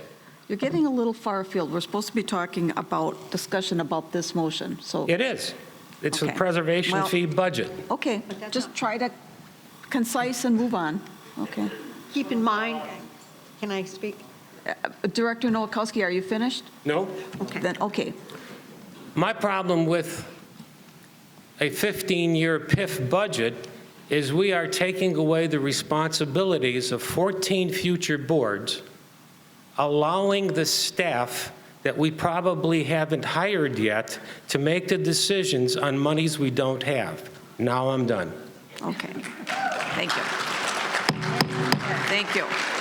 Okay, Director Wilson. Yes, thank you, Madam President. I think there was some confusion because you're talking about staff, and staff would be paid in capital and operational budget, not PIF. Right. Doesn't come out of PIF. Right. Okay. Okay. Any other discussion? Yeah. Oh, sorry. Madam President, Director Nowakowski, I'd like to address some of the things that Director Nowakowski had stated. So there seems to be an underlying accusation that the staff tried to manipulate the numbers to come up with a conclusion. We are not here to tell you what to do with the PIF. The numbers that we generated out to 15 years was to accommodate what prior board members had already approved. Every one of those items on that PIF budget had been approved at some time over the last 5 to 6 or 7 years. And so I wanted to make sure that I accommodate that so that I'm not removing anything from a staff perspective. That's something that boards had approved. Mm-hmm. So I was presenting what the boards had approved. Now, the 1,500, that is a number that has been used historically in our budgeting process before I was even ever here, and to be conservative in that number. Now, yes, if it goes to 1,560, we do break even, but in anybody's bank account, you don't want to just be at break even. You want to have some cushion in there in case that the assumptions were incorrect. And as you can see in some of the projects this year, incorrect assumptions in the prior PIF approvals are driving some of the anger that's going on with respect to some of the numbers that we're seeing with construction costs. So I just want to make sure it's clear that we staff was not here to present anything other than what has already been presented and what we've done historically. Thank you. Thank you. Any other discussion? Okay. Okay. Director McAdam. So, I'm very intrigued in this conversation, and I think it's something that really deserves robust debate. I understand that there were quite a few people who mentioned that an increase in the PIF wouldn't bother them in the least, and yet I think that there's probably an equal number of people who say, I don't think that should be true. And as a result, I think this is something that we really need to think about. And I would like to just add one other piece to this. I'm a pretty conservative type of a person, and I have always embraced the tenet that plenty promotes profligacy, and that scarcity actually promotes frugality and efficiency, not necessarily at the expense of quality. And my concern is simply that if we say, oh, wow, let's just get more money so we can do more fun stuff, we're asking ourselves, is that consistent with the character of this community? So Sun City has always been known as a place where people of modest means can comfortably live.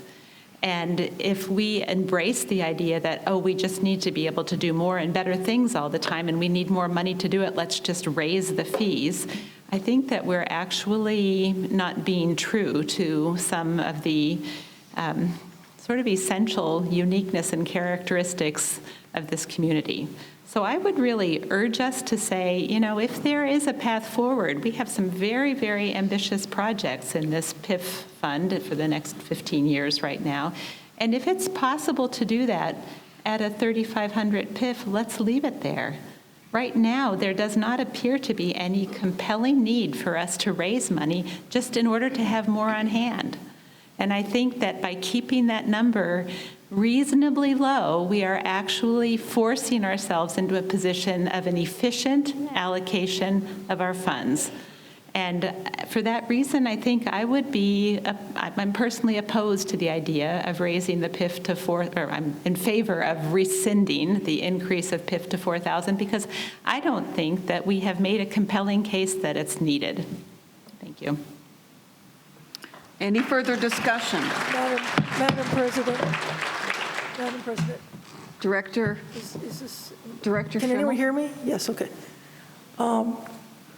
I am no proponent of increasing the PIF. I think I've been clear about that. I'd rather find some other cost-reducing opportunities. But typically, with regard to the PIF, we know how much monies we have available and we know what type of projects we want to do. I think this is one of the few times where we are facing challenges where we are not quite certain what the future holds. And perhaps we need to give it a little time. The PIF is a living document. It is changed often to reflect the needs of the corporation and the community. And with that regard, I think we need to give it some time to see what's going to happen to the RCSC. Thank you. Any other further discussion? Okay. Hearing none, the motion before you is to rescind the December 16th approval of the Preservation and Improvement Fund budget with the PIF fee at $4,000. Secretary Lanevsky? Okay, let's try this again. Director Collins. Yes, rescind. Director Fimmel. No. Director McAdam. What? Yes. Thank you. Treasurer Akins. No. Vice President Agee. No. Secretary Lanevsky, that would be a no. Director Nowakowski. Yes. Director Wilson. No. We have 5 noes and 3 yeses. The noes pass. The motion is failed. Continuing on to new business, Director Nowakowski. Well, the next motion automatically dies because it was the... Do you wish to pull that motion, sir? Nope. I will wish to pull the motion that, let me Number see. 2? Number 2. Yes, I will Okay. pull motion number 2 because it died with the non-approval of that one. Director Nowakowski, motion number 3. Motion number 3. A motion to approve the preservation and improvement budget for the years 2021 to 2026. Do I have a second? Is there, did you second it? A second by Director McAdam. Discussion. Yes. Yes, I have a question. We have a 15-year budget for when, General Manager Cook? What years does it cover? Madam President, Director Lanevsky, so our budget that was proposed and approved goes out to December of 2035. Okay. I have a clarifying question then to Director Nowakowski. Why are we hearing, since your motion failed, are you moving now to rescind the approval from years 2027 forward? In other words, I'm confused because we've already approved a budget for this. Well, I'm going back to some history of what the board's done. Back in May of 2020, the board approved PIF budgets for the year 2021 and 2022. In December of this year, the board approved the budget for the years 2022 to 2035. Now, as what I understand is the new budget overlaid the old one, and the old one dies. Now, unfortunately, the backup data isn't there to say what the approval was in the May of 2020. There was just a motion. One of the interesting things was at that time, there was also a motion to take the softball lighting out of the 2024 budget, put it in the 2021 budget, and it died. Now, all of a sudden, that turned into a budget item for 2022 under the December one. So as I understand it, there's an overlay. So this motion then would overlay the years 2021 over the 2021 to 2035, and that one would be null and void because that's what the board has done previously. That would be my understanding. And that's the reason this is a standalone motion and not anything to rescind or change anything else. Okay, so let me make sure I understand your position. Your position is if we pass this, the budgets from 2027 forward are now gone. Yes. Okay, thank you. There would be, the budgets would only occur between 2021 and 2026. That's the motion.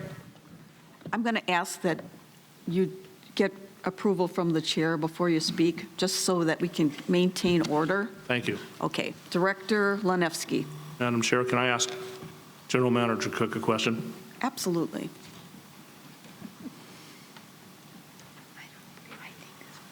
General Manager Cook, it appears there's a concern about the budget going forward from 2027 forward. As I understand it, even if that budget exists, and correct me if I'm wrong, we cannot incur debt above $750,000, and you cannot spend money that is not there if we don't borrow. Is that correct? Madam President, Director Linevsky, so your first half of your question is correct. We cannot incur anything over $750,000. Now, if we don't have the funds, historically, we have not moved forward with any project unless we had the funds in the bank account. But there's nothing that says that other than we're limited by the debt ceiling of $750,000, which would then prevent us to move from moving forward. Okay. Follow-up question is, if we, before 2027 occurs, well, what, are you planning to to spend any money on anything before 2027 for projects that are approved after beginning 2027 and after? In other words, I'm wondering if this motion is necessary or not, so I'm asking questions about that. So I would, Director Linevsky, and Madam President, I was going to actually raise a concern with the cutoff at 2026 because we have a requirement from Arizona Department of Water Resources to mitigate our golf courses to reduce our water consumption. And that would then prevent us from fulfilling what we've committed to ADWR as those projects do go beyond 2026. So ADWR is demanding basically that we do water mitigation, is that correct? That is. So the fifth management plan has not been approved yet, but it is, I would say, 80% there, and based on what has been presented to us, that is a correct statement. Okay, and in our negotiations with ADWR, which is making the demands on water mitigation, do we need to have a plan that we can show them that goes beyond 2026? So, and you're actually reading my mind. So we have had that meeting with ADWR, and we did ask them for some concessions, given the fact that we have 8 golf courses, and most owners of golf courses are limited to 1 or 2, and therefore it's not quite as demanding in terms of getting down to 90 acres per golf course. And so in that meeting, we had asked for an extension of time for us to be able to mitigate, and therefore we did commit to them, in theory, if they approve our concession, to do the mitigation through 2029. Okay, thank you. I have no other questions. Okay. I have a comment to make. The budget as it was proposed was approved. So in order for this motion to really go forward, there needs to be a motion to rescind the budget before you can move to change the budget. Madam Chair, that was not done in the May 2020 motion that changed it by the December motion. That wasn't done. So if this is a new process, I have no problem doing it, but that Director wasn't done Collins? before. I'm sorry. I'm used to looking that way and saying Director Collins. Director Nowakowski, Yes. I made that motion, and the motion was before to approve the PIF budget, and it was changed and amended to, but it wasn't approved yet. That was a discussion at that point. A motion was brought forward to approve the PIF budget. In 2020, and approved. Well, it's in 2020. I don't think there was something in 2020. In 2020, Dan Schroeder brought it forward. It was not approved as stated, it was amended. And it was amended to go only those 2 years because there wasn't adequate input at that time, so we didn't want to stop it. It was never approved and then rescinded. No. It was amended at the time and then approved. Does that make sense to you? No, because there was an overlay. The new one was an overlay over the old one. No. Okay. No, and I guess we disagree. Let's move on. Okay, well, let's move on, because We can't just move on. What are we moving on to? we can't, yes, that's the problem. We can't just move on because this motion is really out of order. You need to rescind the first, the budget's already been approved. You can't just come in and change it without rescinding it. We're trying really hard to follow the Roberts Rules of Order. The members spoke loud and clearly about that. I'm not an expert, but I have one next to me, and I'm trying to do it correctly. So maybe, can I make a suggestion, Director Nowakowski? Yes. Would you consider pulling this motion today and rewording it to address your needs for the next meeting? I have no problem with that. Okay. And then, as long as that's going to happen, then I guess I'll add one to it, that I'll put the board on notice that that's coming up for the next meeting. That's fine. Thank you.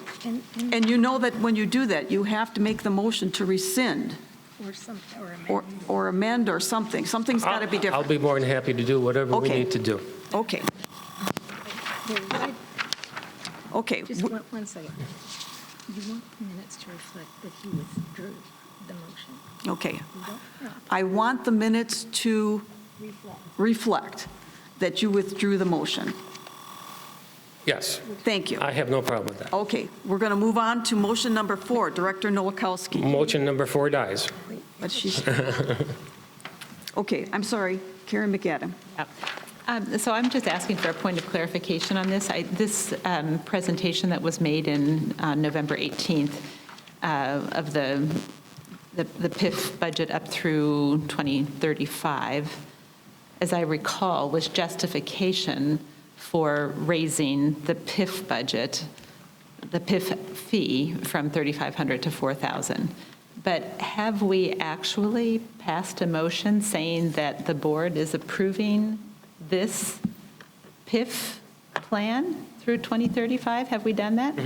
Yes. That was done in December. So not just, it wasn't just justification for the motion. Okay, so then my follow-up. It went through the 3 reads. I'm sorry. Okay, so one of my follow-up questions is, and I hope you won't accuse me of a conflict of interest for this, but in December of 2030, there's a $9.5 million line item there for something that I have been told by numerous people, also members of this board, is never going to happen. So I'm asking you, so this Mountain View Phase 2, December 30, $9.4 million that apparently was going to go towards a 2-story pickleball building. And my concern is simply, to what degree are we obligating ourselves by having said that we have accepted this as the PIF plan between now and 2035, if we're actively aware that certain parts of it are, if not impossible, very highly unlikely? Director McAdam, at any time, a director can make a motion to rescind an approved budget or to make an amendment to the budget to alter it. So there's going to be several boards between now and that period of time, new things are going to come up that we haven't even thought about, which is going to cause some shifting. So yes, this is what we approved for now. It's a working document. That doesn't mean that this board or future boards cannot change that. Is that clear? Well, I understand that, but I'm not sure that it gives me an adequate explanation for why we are behind something currently that we don't believe is actually accurate. Well, okay. It was approved. So the board that approved it did approve it, which means they approved what was on there. Does that mean it can't be changed? No. Is that clear? All right. Moving on. Motion number 5. Number 5. That's back to me again. No. Wait. Okay. Number 4. You're going to do number 4? Number No, no. Oh, that- Number He's going to 4 pull dies. that. He's pulling motion number 4. Withdrawing. Withdrawn, sorry. The minutes should reflect that the motion was withdrawn. Number 4. Motion number 5. I motion to remove Mountain View Phase 1 project from the Preservation and Improvement PIF budget. Do I have a second? Second. Karen McAdam seconds the motion. Discussion. Discussion, huh? I guess. Please, Okay. please, I'm trying to get order. So if you wish to speak, raise your hand and I'll call on you. Director Nowakowski. Thank you. Since that's my motion, Oh, yes. I'll start. Somewhere, it appears as there's a conception that the motion removes Mountain View project. I'd like to start by saying thank you. Thank you to all the people who the last 6-7 years worked on developing a plan for Mountain View.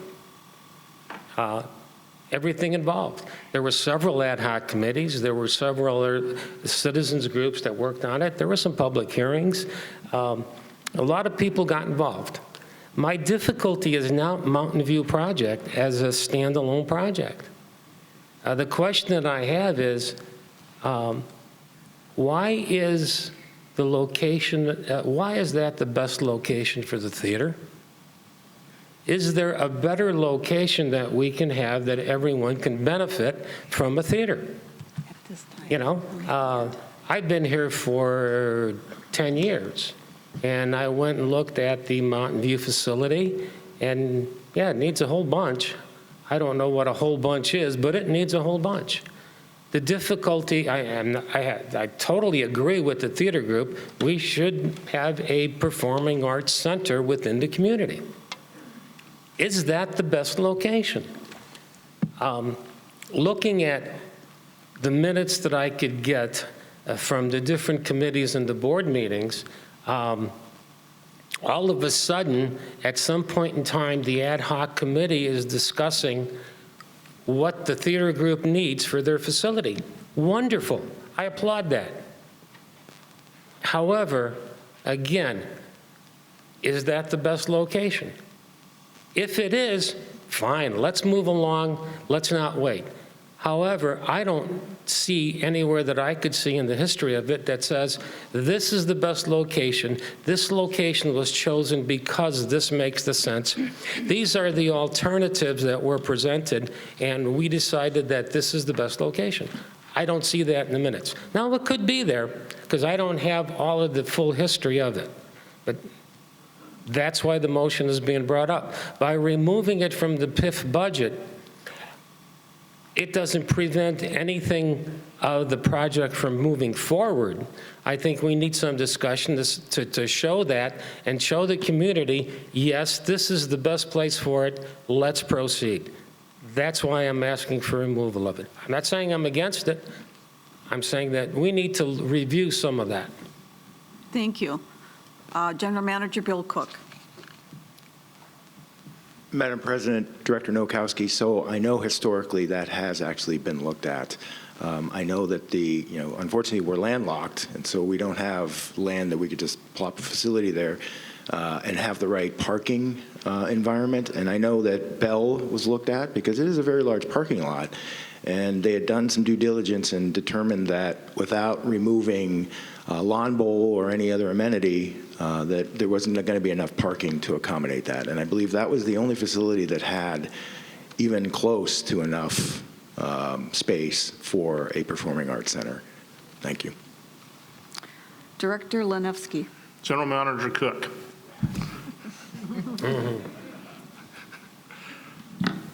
I have a question. In the next 90 days, is there a plan to enter into a contract regarding phase 1? Secretary Lenevsky, I'm going to defer that to my Director of Building and Infrastructure, Mike Wiepert, please.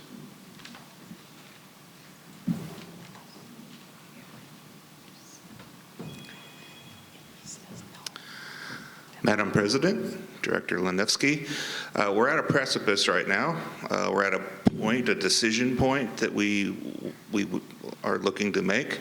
We have a design proposal for phase 1 and phase 2 of Mountain View from our architect. It's very comprehensive and would be the complete design for that facility. We have gone back to them to ask for some clarification and try to get some better pricing. That's really right where we're at. But should we get some better pricing, it would be our recommendation to move forward with this design proposal. Again, it's just design, it's not construction. Okay. How much is that contract for? About $1.5 million. I have another question for you.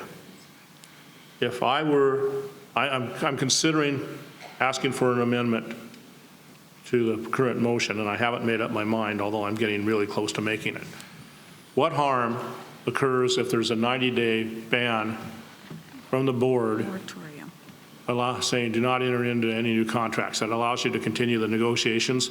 But what I'm concerned about is I've sat here down there until today, listening to numerous people blast Mountain View.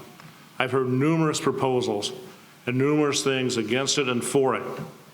And I would like to have, I would like to have before me, if the critics of this project are there, I'd like to have specific, not general, specific, this is where it goes, this is what we want to do. And what I'm considering doing is saying, let's not halt planning, but let's not sign a new contract for 90 days so that those concerns can be met. If I do not get a specific proposal that is better than this, I plan to vote against the moratorium. So tell me why my idea of a 90-day stop on contract should not take place. I guess the main concern I have is the sub designers of the project, like the theater consultant. They had a specific timeline on their agreement of like 30 to 60 days, I believe. So if we don't take any action, I think it would be fair for CCBG to come back and say, well, because we haven't entered into this contract, we're going to have to recheck the price. I mean, we went through this on lakes maintenance. I mean, the markets are crazy in the construction world, and I think that the design professionals, professional services, are in a similar boat. So we're at a point where we could lock them down, and they would say, fine, we'll stand down and we'll repropose it to you in 3 months, but the price will change more than likely. Okay, and we could likely say we don't like the price change, so there's no agreement, we'll go somewhere else. That would be a part of negotiations, correct? Not one I'd recommend. We have a long-standing relationship with CCBG. They know all our facilities backwards and forwards. You have a family doctor, you don't like his price, you don't say, well, I'm going to bid out your services. I think we've shown a good faith to be committed to CCBG as a design professional in the architecture world. So if the price is too high, we would, you can recommend we walk away from it. I wouldn't recommend trying to find a cheaper deal or a better deal from another architecture firm, which we have not done any kind of vetting whatsoever. It would be a very timely exercise to try to do that. Okay. And how much is the contract likely to be for again? $1.5 million. Okay. Thank you. Is Director Collins? Bill? Yeah. Oh, Mike? Bill, Mike? It's like I never left. Madam President. One question, you said that between 30 and 60 days is what they said. And where are we in that 30 to 60 days right now? I think we're already at the 60 days. I mean, I think there's some fluff in there, If we tell CCBG we're close to signing it, we can ask for their revised price. I still haven't got their revised price. I said, hey, you gave me a price, I don't like it. I mean, I'm not saying it's a bad price. I'm just saying, hey, give me your best price. I haven't got that from them yet. Thank you, sir. You bet. Madam President? Director Kimmel. Actually, I like Mr. Whitbread. What contract are you referring to? You entered into a contract with CCBG to design the project, did you not? We entered into a time and materials contract to do the conceptual schematics of which you saw last summer, and phase option 1 and option 2. So yes, we have a subcontract, if you will, to do some work, and we've done that work. We've brought it to the point where it's now, okay, what are we going to charge to build option 2 as approved by the board? What's your price? And that's what they've given us. So this would, in essence, be an extension or a contract that would take from what we already have built in design concept only, schematic design concept only, bring it forward all the way to construction drawings. Okay, and you compared it to the Lakes project because there were increased material costs. But this is a design process. There are no material costs here. I mean, there eventually will be a contract that will have material cost, but the architect engineer is simply designing the project, correct? That's correct. Okay, and you also said, I'm not sure if you said or Mr. Cook said that you have a longstanding relationship with CCBG. Yes. Which you do, well over a decade. One would think that you have such an excellent relationship with CCBG that something could probably be worked out. That's my expectation. They're going to bring the price down. I fully expect that they will. They haven't provided it yet. Just an observation. Discussion. Bill, oh, absolutely. Bill Cook. Thank you, Madam President. Director Fimmel, so there are subcontractors associated with this contract, and we know that rising inflation is driving up the cost of labor, which most of these subcontractors is primarily labor, if I'm not mistaken, and you can correct me if I'm wrong. So that's the risk. So. Understood. Okay, thank you. Director Lenevsky. I have an amendment that Director Lukowski may or may not take. Which would be, I move to amend the motion to replace the current wording to instead read, Recreation Centers of Sun City, Inc. shall not enter into a new contract regarding the Mountain View project for 90 days effective immediately. What that does is I've heard critics repeatedly blast this project and the theater. So it gives them a chance to come up with something specific that we can look at, and that's why I'm making the amendment. I don't know whether it's acceptable or not. Okay. Is there a second? Second. Second by Kat Fimmel. Discussion? Yeah. Director McAdam? So I have to confess I'm kind of a latecomer to the Mountain View project. I wasn't around when all these town halls were done and suggestions and were solicited and dreams were presented. But there's an elephant in the room that I feel like as a latecomer to this, I'm astonished that we're not talking about. And let me explain what that would be. So 4 weeks ago, still, on the website, on the RCSC website, there was a PIF budget and calendar that had been passed in May of 2020 that included the Mountain View project, and the last column in that chart said estimated costs. And the number that was put in there was $17.5 million. And as I understood it, that had been based on the fact that Mountain View is somewhat analogous to the Fairway project, and that basically the whole place was going to be leveled and something new was going to be built. We added in a CPI adjustment to what had been the costs at Fairway and figured 17.5 was a reasonable number to set aside for this project. Last year, when the conceptual plan was coming in from the architect, I remember asking the question, well, what are we talking about in terms of costs? And I was told, well, you can't even approach the cost question until you have a plan. And then you go and you get a budget study on it and find out how much it's going to cost. So between May, when those conceptual plans were made, we knew nothing about the costs of the dream that the board had given to management. And management actually has confirmed this and said, we are simply doing what you told us to do. No budgetary constraints, no cost concerns at all. It's simply, this is our dream, do this. Okay, so that happened in May, and at the end of October, the agenda items for I think it was at the last October board meeting, said that a budget study had been returned. And I was really curious about this. I thought to myself, well, what came back? And even though it was in the management report, if I remember correctly, that this budget study had come back, I asked several board members, and they knew nothing of what that budget study was. And then on November 18th, we're presented with a figure that's over $40 million for Mountain View. And I expected that somebody would say, whoa, wait a minute. Did anybody ask the question, are we willing to pay that much for what we want?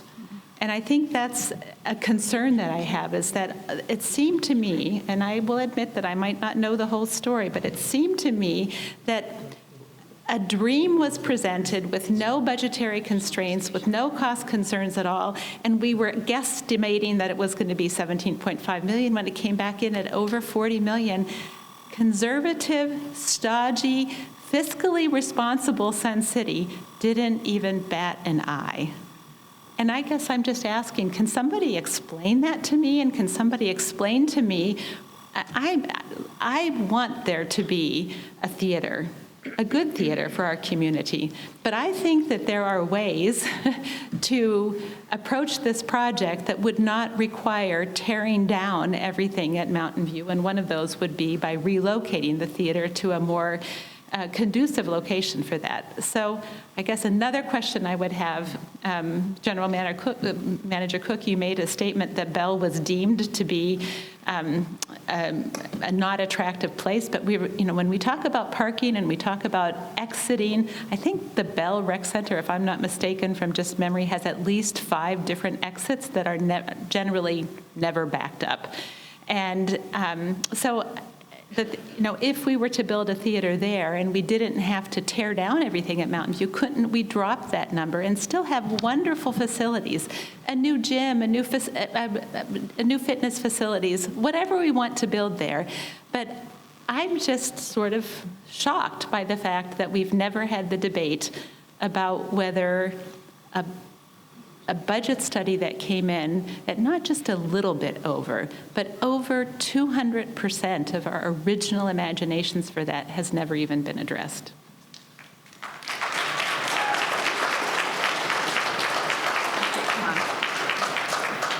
Is there any other discussion? Madam President. Oh, Mike, sorry.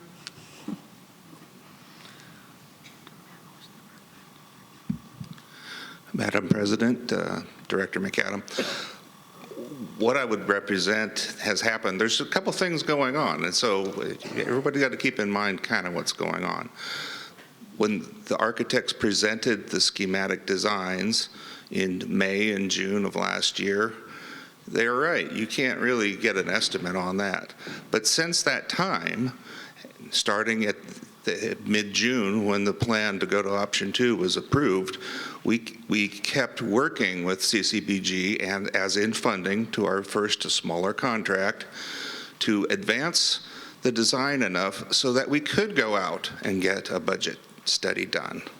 And so that happened in August and September. We have a budget study done, and it's only for phase 1 and 2. So it does not speak to phase 3. Phase 3, I would put as an even more conceptual study, because the only question that was asked of me and CCBG was, hey, could you put a 2-story pickleball building and a lawn bowling court and a mini golf court in the unused space that phase 1 and phase 2 don't use? And the answer was yes, and they came up with a little diagram. General Manager Cook did some extrapolating for the PIF exercise. I would call that an exercise. But the budget study is good for phase 1 and phase 2. Why you folks don't have it, I am not here to explain. I'm here to say it was done and it was presented. I mean, it was given over. It's a good budget study. We paid money for it. I have good confidence in it, and it's nowhere near $40 million.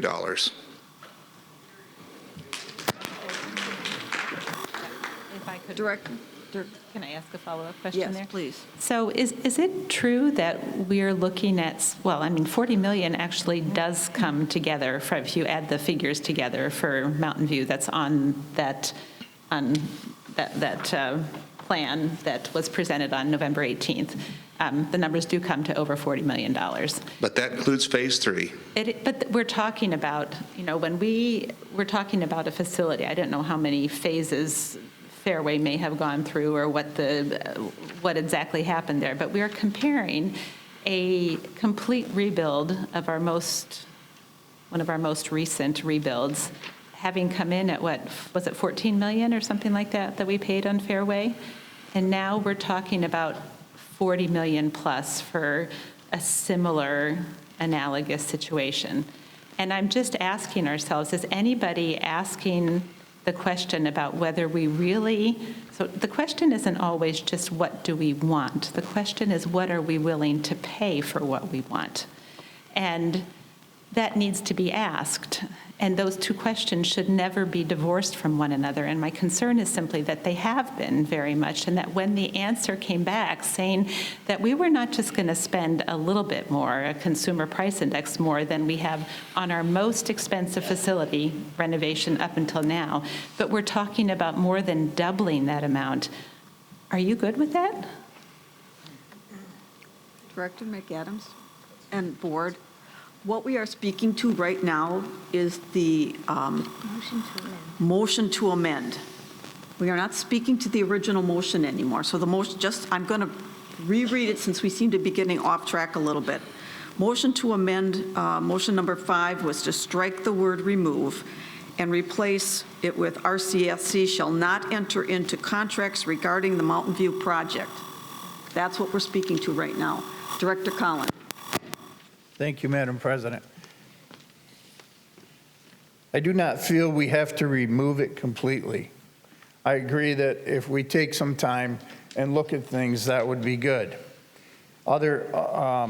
We mentioned, I have asked for pricing and everything for the past 6 months.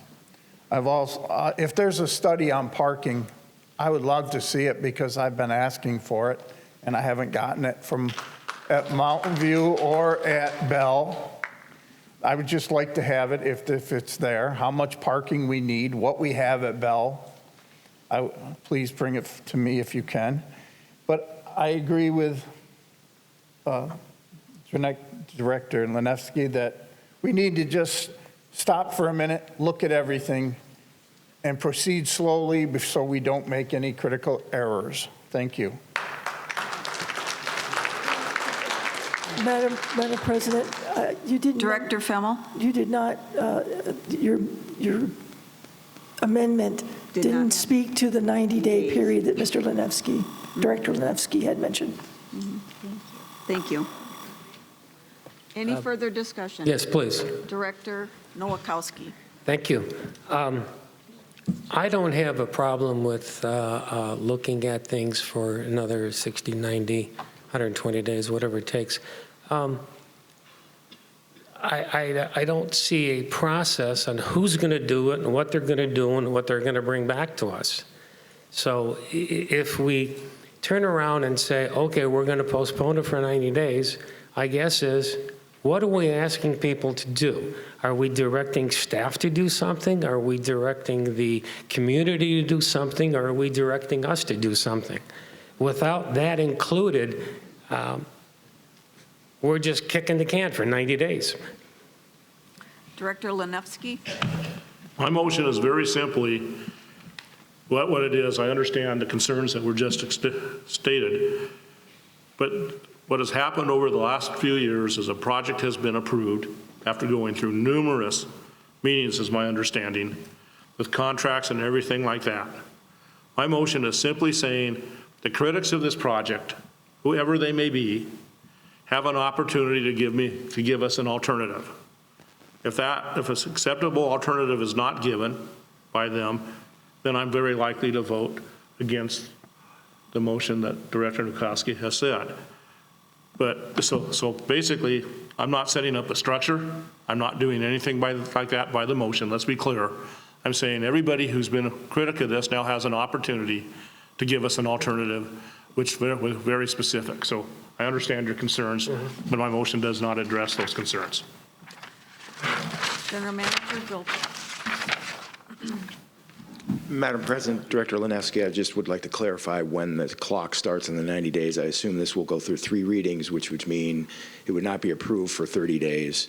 And so does the clock start at the approval, then, is what my assumption is when it gets approved? The motion is written is effective immediately.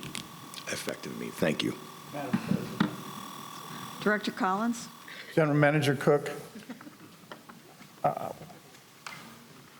can you provide for the 90 days the parking that is needed at Bell right now for everything that's there, and what it would also increase for the parking of a theater?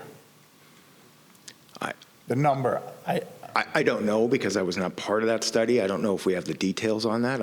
I would assume that we do. And what we have at Mountain View. I can look for that information, but I know that it was done.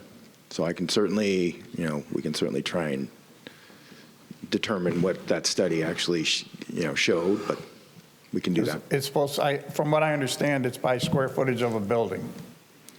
Well, there's statutory regulations, which we had to go through with respect to Mountain View, and we had to do some maneuvering in order to make sure that we met all statutory requirements, both for handicap parking and general parking.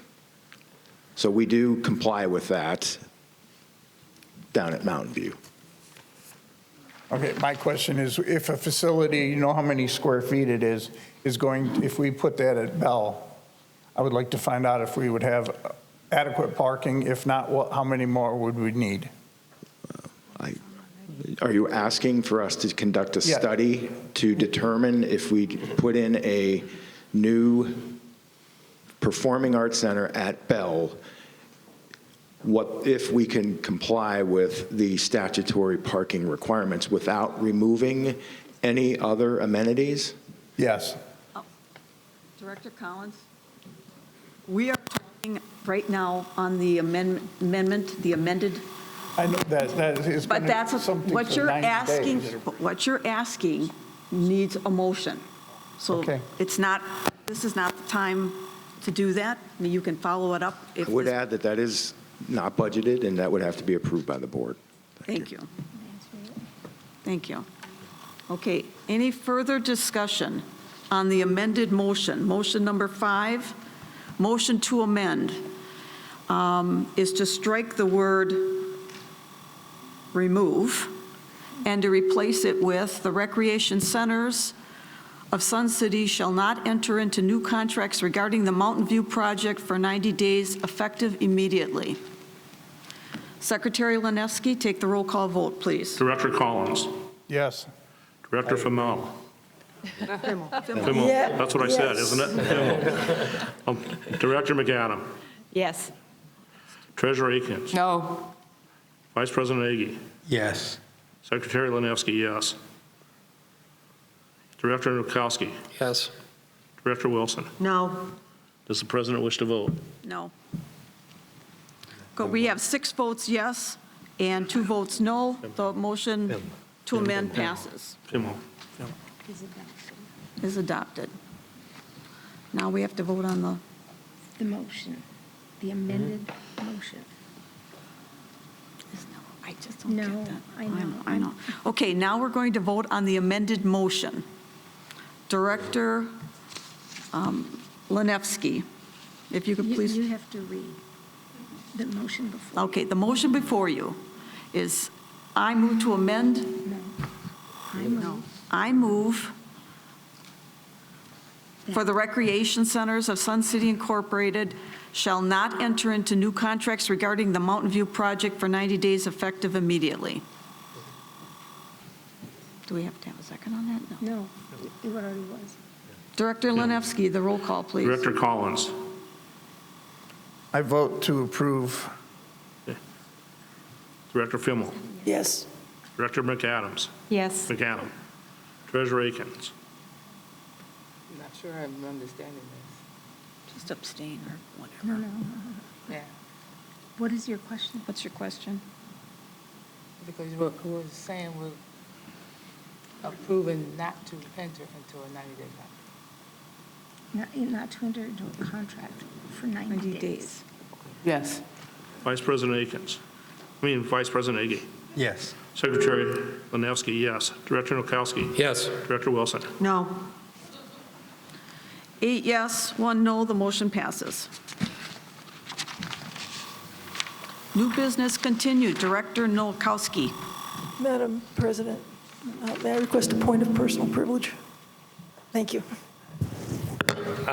I think I have to withdraw the next motion because it really dies. It was tied into motion 5, and we've gone in a direction with motion 5, so I would withdraw motion 6. Okay, so the minutes should reflect that Director Nowakowski has withdrawn the motion. I have a question of parliamentary procedure. Oh, boy. Is this going to come effect, do we have to have another reading of what just passed or not? Or in other words, do I need to make a motion to waive any further readings? And that is, where's your word? Yeah, because he said immediately. So What you- motion to Forego waive. the second and third readings? Yeah. Is that what the request is? Yes. No, let's get the right words. I move to Waive, waive the second and third readings. read and pass bylaw requirement.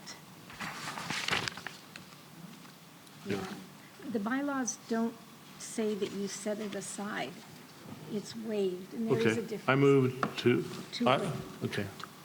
I moved to waive the second and third readings. I would wait for a vote until Director Fimmel comes back. She's gone at the No, moment. just move to Okay. waive the readings. I moved the second, third readings. Second that. Yes. Madam President? Second, I need a second, please. Second. Now, Now, it's his Madam motion. President, Goes first. can I have a moment of personal time? You don't have to ask. Take a break. Just Yes, go. Just go. Just go, fine. For everybody, just go. Recess. You want to take a We're going to take a 5-minute recess. Thank you. Yay. Okay, I understand. Ask permission.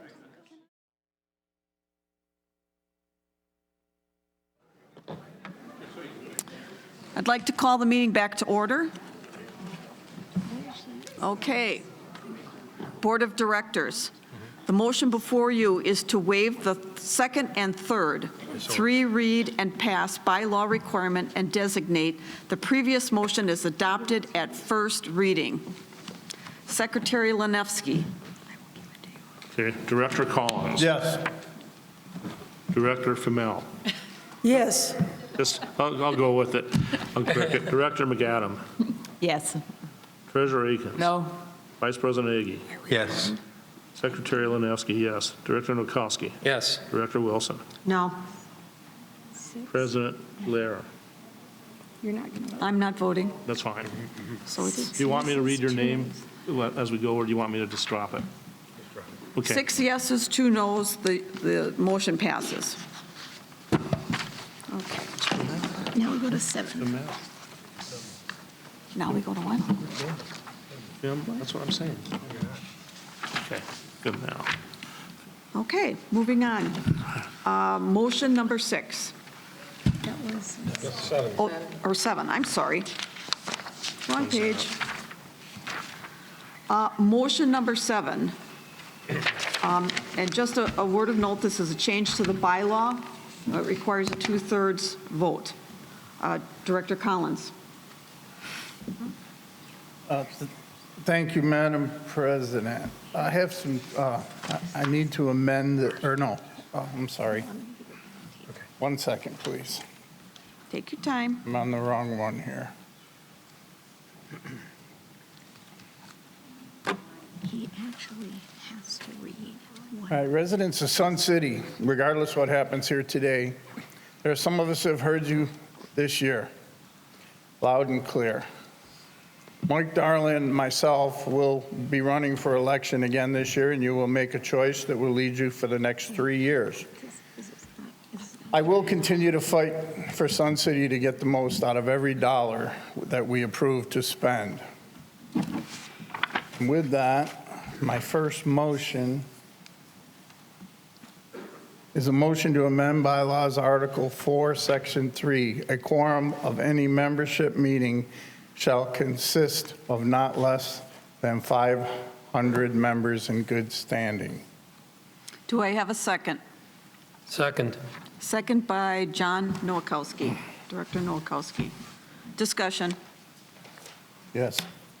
Director Collins.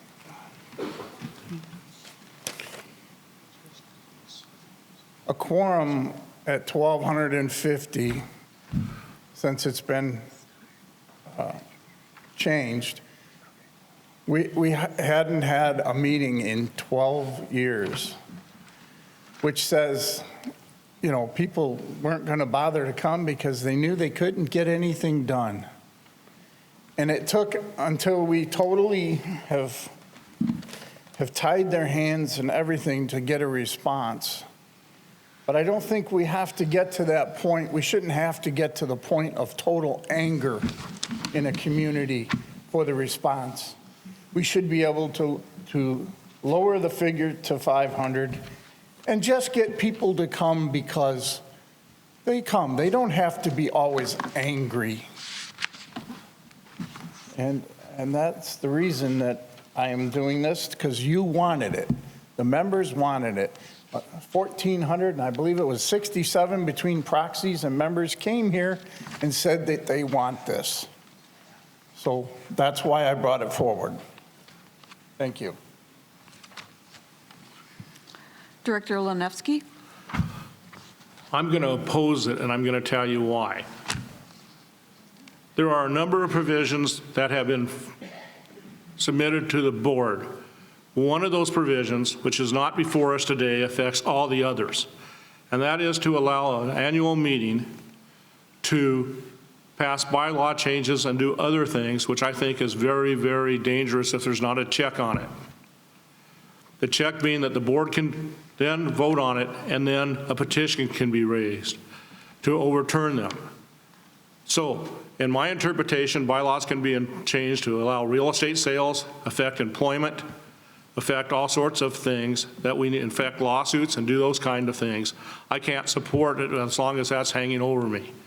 And what is hanging over Sun City, let's make no mistake about it, is in the worst case situations, as an attorney and a judge, I saw worst case situations that people said would never happen. You could have 500 people show up to a board meeting, have a majority of the board, which is 251 people, decide for 31,000 people, which could affect the real estate values of Sun City and all of that. I had supported sending this to committee so that we could work on it and solve some of the problems. And that vote was, my views were defeated. As a result, I feel I have no choice by following my fiduciary duty to vote against all this, and that's why. In the abstract, had that other provision not been there, I would have been more than happy to vote for a reduction of the annual meeting quorum. Thank you. Madam President. Director Collins. Director Lanevsky, the item you're talking about was not even brought up today. This is strictly one item that we can consider separately out of each one. And the other ones, you can, when we get to that one, if it comes up, you make your point. But your point here to this one does not have anything to do, that does not affect this in any manner. This is simply 500 members get to come to their annual meeting, and that's a quorum. Director Lenevsky. Director Collins, if this is like a provision, and there has been a request to change numerous things, one of those things still hangs over us, and one of those things, if it passes, and it may, would affect this quorum thing. My disagreement with you is I think they're all tied together. They all have an impact together. And although some of the motions that were made I could support if they were all by themselves without all the others, and if the others had been removed, I just disagree with you. That provision that I'm talking about is a deal killer for all of these. Thank you. Madam President. Director Collins. I don't know, must have been at a different members meeting than you, because when the members came forward, there was actually nothing they could do, no matter if they had a quorum of 500 or 50,000. Our rules and stuff, our rules that we have in here make sure that they can't sell properties and violate laws. And so I don't understand the major objection to a quorum limit. Madam Chair. Director Nowakowski. 2008, our requirement was 100. From what I can understand in history, something happened. Someone tried to bring forth 100 members to change the bylaws, and whatever happened, I don't know. I wasn't here. But right after that, the group of 9 at that time sitting up here changed it to 1,200. No. No? No. How did the 1,200 occur? It was an ad hoc made of community members and board members. Okay. But the ones that approved it had to be the board. It wasn't the community that approved it. But it was the ad hoc recommendation. It was an ad hoc recommendation, okay. But still, 9 members decided that that should change, not the community. And, you know, I don't know if the number of 100, 500, 1,250, or 3,000 is correct, but we kind of stick with the 3,000 for a lot of issues. So I'm going to vote in favor of it. I think the members have the right to bring forth before the board the issues that they have, and the quorum should occur with that number, whatever that is. Director McAdam. So I actually have 2 points, but let me ask the first one, which is just clarification. I think I heard you say that to change a bylaw requires a 2/3 vote of the board. Can you explain that? I think that bylaws have been changed regularly in the past without meeting that quorum, that 2/3 restriction. Do we have something in our bylaws that restricts? That's in Robert's Rules of Order. And it's also in our bylaws, I believe. No, not that I've seen.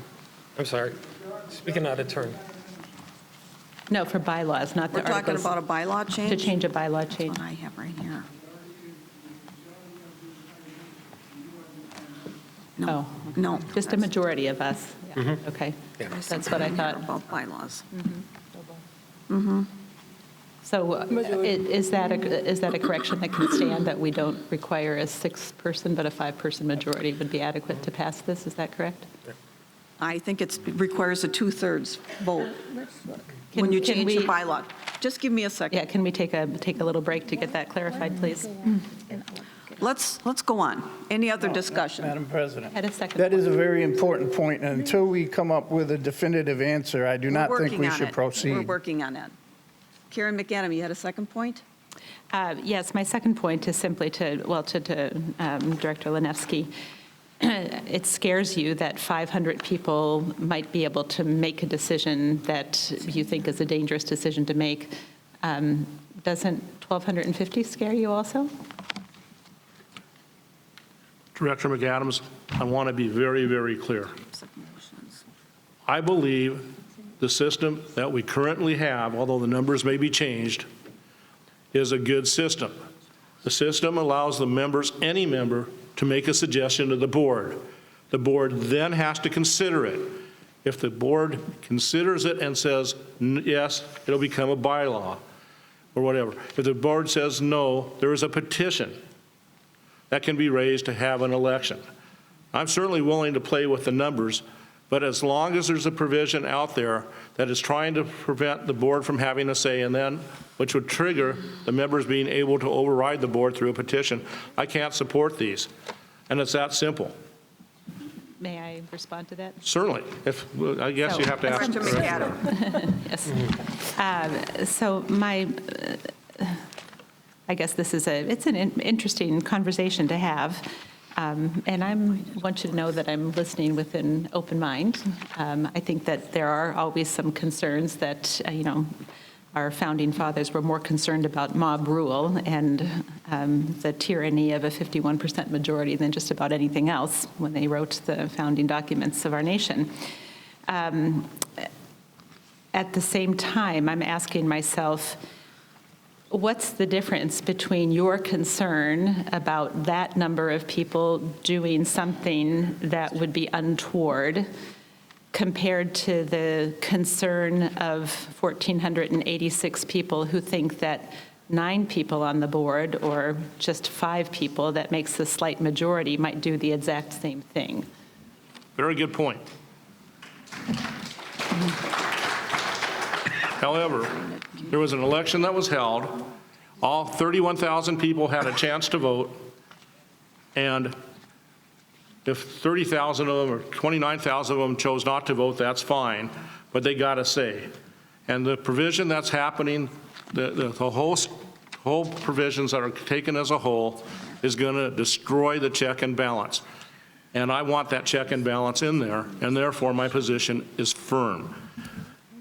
And I understand your position, and I'm ready, we can vote on it quickly. I think everybody understands where everyone's coming from. Madam Chair.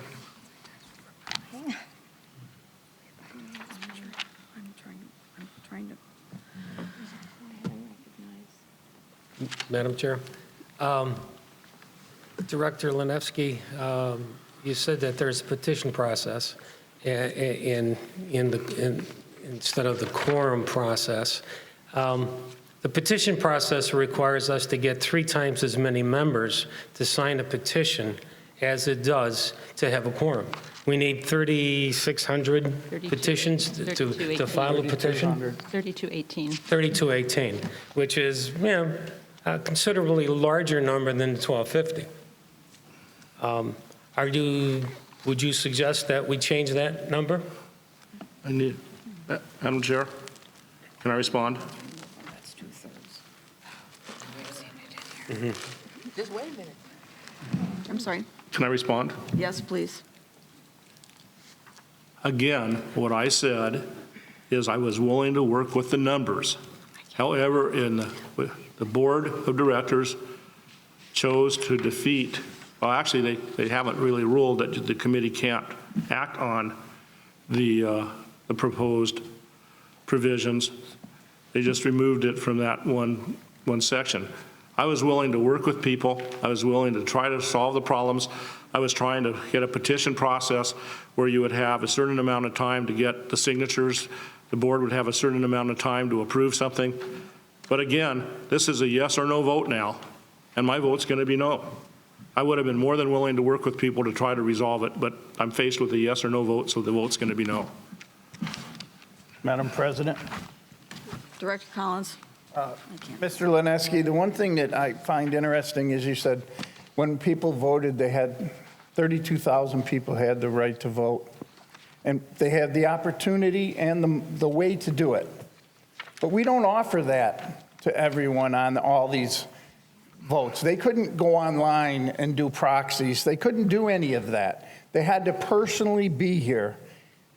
So there's a big difference between voting and having a right to come to a members' meeting if you're not on location. Thank you. President Lair.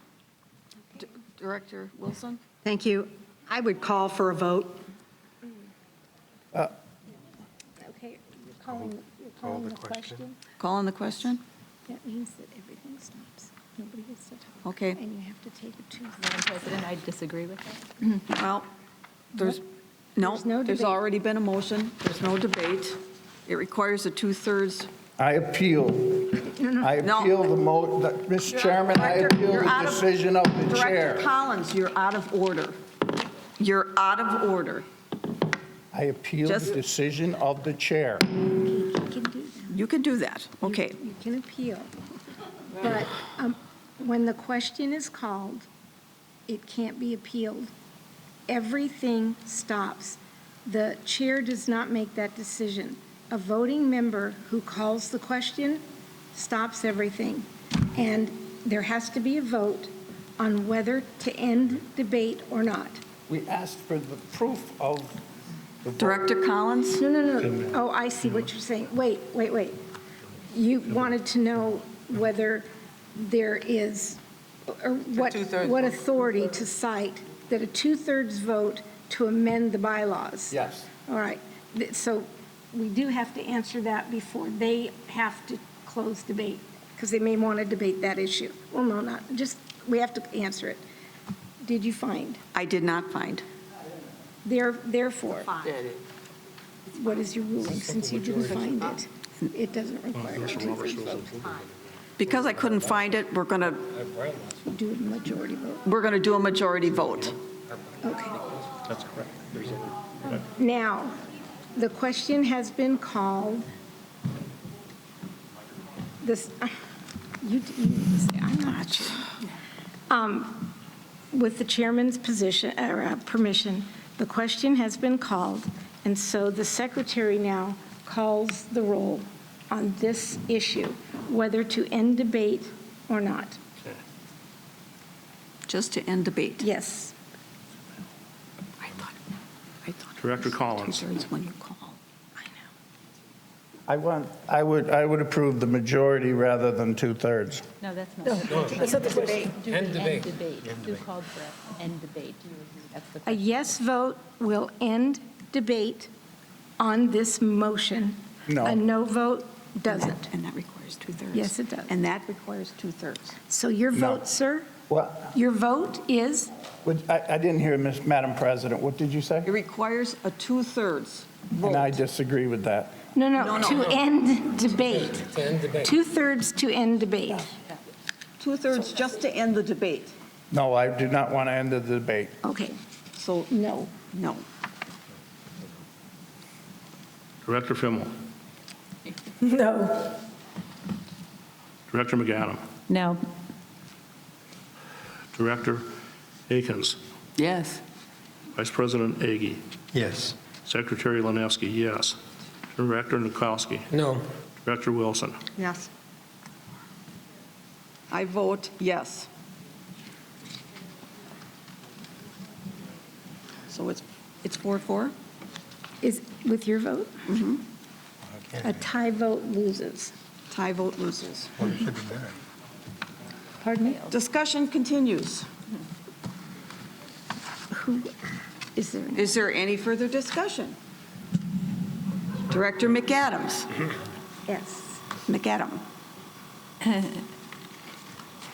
So I will have to tell you, I actually wasn't sure what was going to happen today, and I drew up a number of different statements thinking that I want this to be well thought out. And so I'm just going to present something to you that I think addresses not only this particular motion about the quorum, but maybe the entirety of the motions that were brought forward by the members on December 13th. Just a few weeks ago, last month, marked the 248th anniversary of an event that encapsulated an early American conviction that I trust still lives on today. The belief that a free people, while of necessity ceding certain powers to a governing authority, do so only if in turn they are granted some measure of meaningful participation in that governance. The belief that England was dictating internal political matters while denying the colonists any measure of representation in those political decisions led to a group. Director McAdam, I am so sorry to interrupt you, and we can pick this up right from the beginning, but we need to take a brief recess because we have to get something done before Director Lanevsky has to leave for a medical appointment. So with that, we're going to take 10 minutes, 10, 15 minutes, 10 minutes? 10-minute recess, thank you.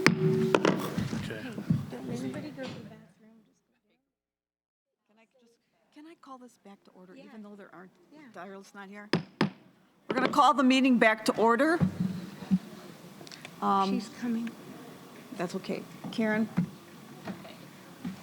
Alrighty, so I don't know if... You don't want her to, I don't think she should do this now. Hello? Karen? Karen, can we just wait just a second? I'm sorry to bother you. If I get up, I knock. Someone's going to move to postpone the remaining business to the next board meeting because it's a couple people have to leave. I don't know, one person. So what I would suggest is let them make the motion. Okay. If it passes, then save what you're going to say for next time so they remember it. So we've Okay, well, let me just ask you if I would like this to go through anyway, but I wanted to come after I have a chance to say something. Is there any other option that I have? I mean, we can still not, we can not postpone it, and then we just Just to the vote next with just meeting. 8 people. We vote with just 8 members of the board, right? You can do that. You can oppose it, but I think the guy that's going to make the motion. Okay. You can oppose the motion and say I should too, but my what you wife doesn't, so I don't. motion to postpone and say what you just said. But I would say don't give your statement in support of this when we're about to vote on it. Because if it passes. Except for I feel like it's so essential to the actual Yeah, issue at hand. but we're I time guess is running out. We're time sensitive. I understand know. that, but I mean, I just want them to remember what you say. If it does get postponed. Do you see what I mean? Okay. Director Lanevsky. Thank you, President Blair. Due to a meeting, medical procedure that I have to have within the hour that was scheduled prior to my election, I will have to leave, so I'm going to make a motion to postpone the item we're on now, which is number 7, I believe, number 8, and number 9, which affects the bylaws, to postpone it to a time certain, which would be the next meeting.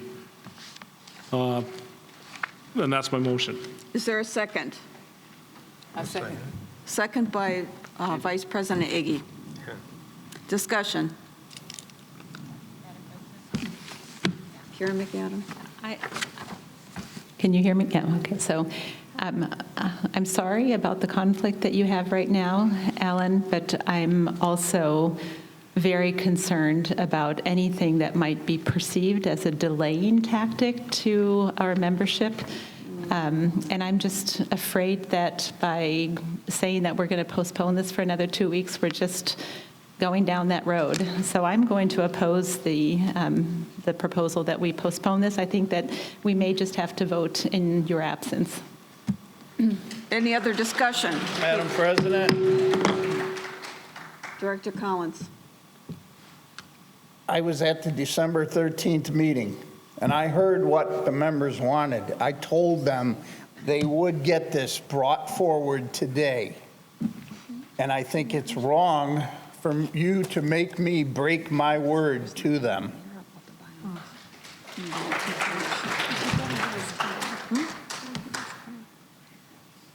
So he said no, he Okay. opposed.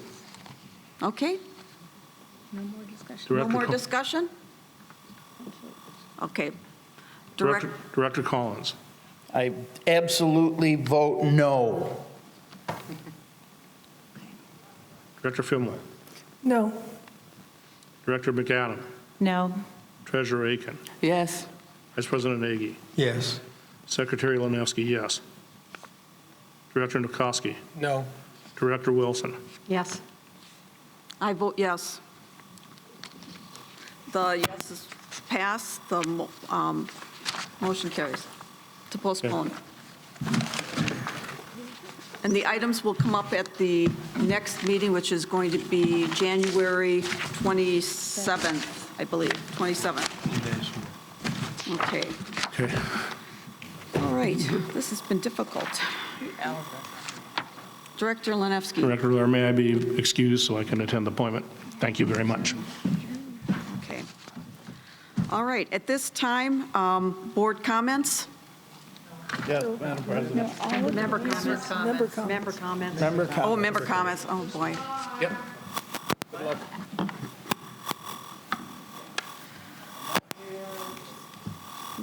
Mark Swain. I don't know.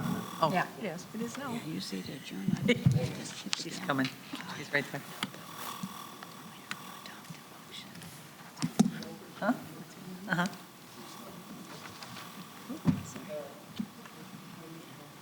Nobody moved.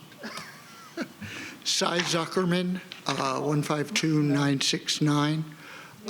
Wait. She called it. Is Mark Swain still here? Because he signed up to speak in member comments. No? Okay. You folks decided that to make any changes for Mountain View or the auditorium, that we had to come to you with ideas and plans.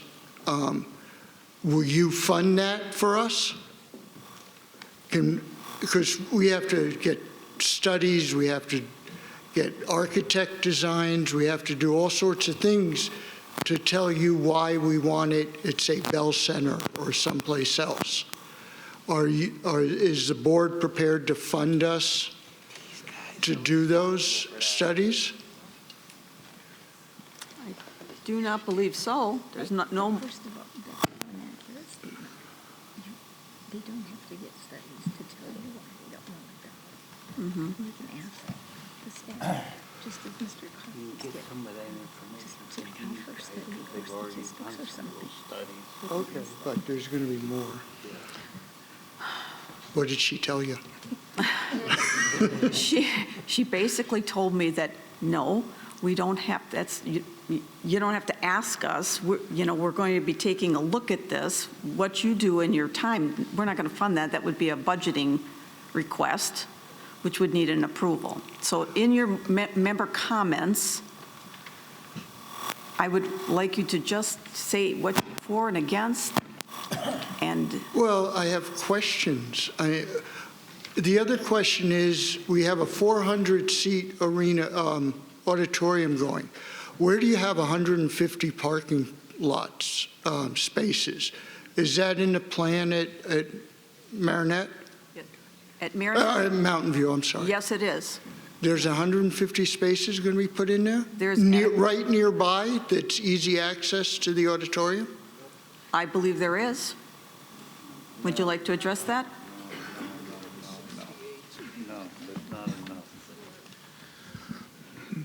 Madam President, Maricopa County will determine the number of parking spaces, ADA parking spaces required for the theater. Is nowhere near 150 spaces. It's more along the lines of 36.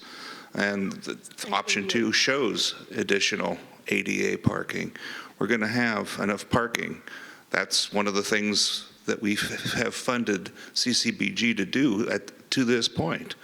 We're not proposing to build a facility that won't meet the code. So just to be clear, that there are enough ADA parking places. That's what he's addressing. You want to know the overall. Overall, oh, yes, I want to know the overall because, okay, you have... Well, that will be addressed as well. It will be addressed during the process with the county. Mm-hmm. We don't establish. We haven't got there yet. He's not talking about ADA. Well, what happens if you get all your plans, you get everything that you need, and then later on you find out, oh, we don't have enough... Okay, I'm sorry. I'm trying. Clarifying the So I've already spoken twice. Is it okay if I speak a third time? All right. Rachel Tronovich, 157646. And I just had a general comment suggestion that any revision to corporate documents, the bylaws, or the articles in whatever appropriate section should have the date that the item was either added or deleted or revised, and reference from where that change was ratified. And that way, anyone reading the document can go back to that day's board minutes and see what happened and note any of the discussion that provoked that change. So just a suggestion going forward as documents are revised. Thank you. Thank you for the suggestion. Bill, would you mind just addressing, what's your name again? Sai? His question regarding overall parking, or Mike Woodpro. Just so that everybody hears what you have to say, because I know we were kind of timed out there. Madam President, I don't know what the required parking is at the moment. I can get with the architects. Is there 150 parking spaces right now? No. But I mean, see, in the I new think drawing, would there what be? I would need to do, and I'll profess that I don't know the parking code at the moment off the top of my head, but we can certainly delve into it. But I trust my architects. They've said, yes, you can build this. You're going to have this number of ADA spots. There's, public parking on the street that's allowed and can be used up and down Mountain View and 107th. So just because you build something that's going to be well attended on a particular night at a particular time doesn't mean you have to have one-for-one parking. I mean, there's ratios involved. I don't have the data in front of me, but I'm telling you, through my due diligence so far with the architect, that has not been raised as a concern. Okay. Does that answer your question, sir? Madam President. Okay. Member comments. Okay, thank you. Thank you. Okay.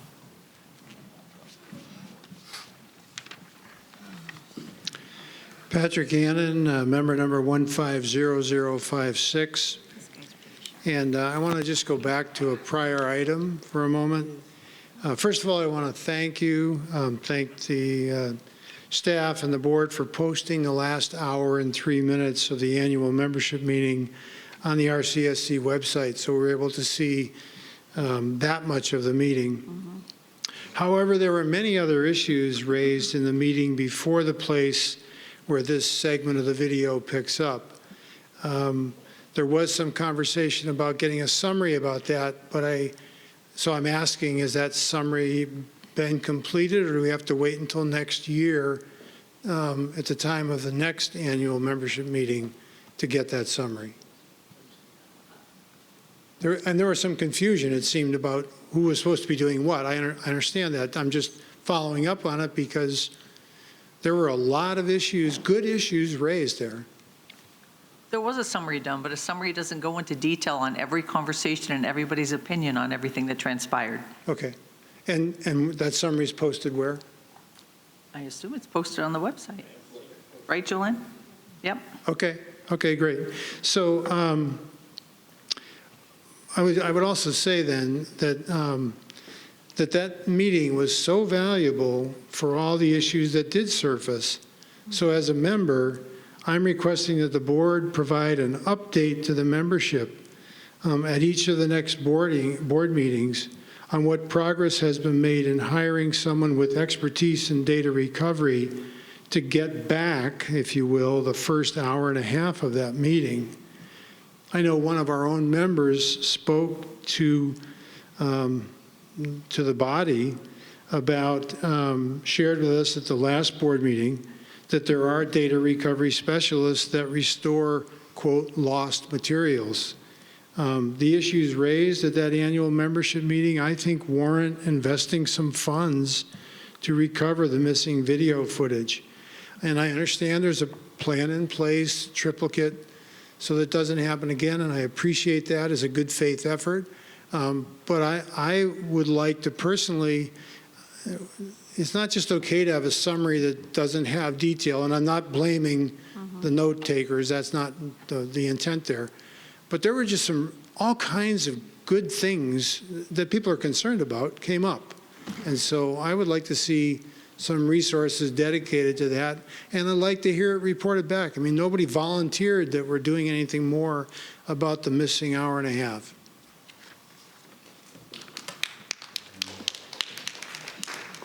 Madam President, Board of Directors, Mr. Gannon. So yes, we did actually take the device and sent it to data doctors and paid them to take a look at it. They could not recover anything, and nor could they define any corrupt cycles within that SD card. They did say that their next step is they could send it to their central lab, and the minimum is $1,000 for that service, and there's no guarantee that they would be able to recover anything. So, Madam President, Board of Directors, I would suggest that $1,000 is a very small investment to see if we can recoup an hour and a half of the members' comments.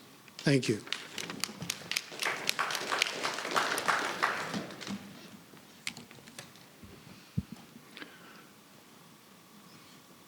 Well, good afternoon. Tom McLean, member 100211. I'd like to point out I'm not a card holder. I am a member, and I want that term ended now.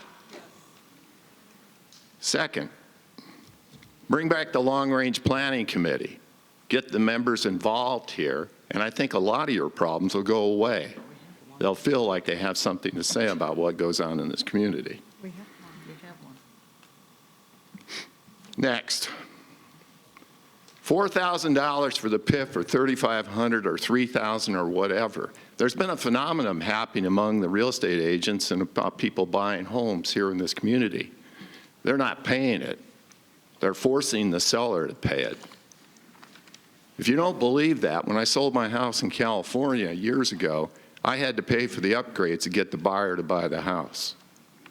If you don't think that happens, think again. I guarantee you a lot of people are not paying the PIF when they move in here. They're forcing the seller to pay it.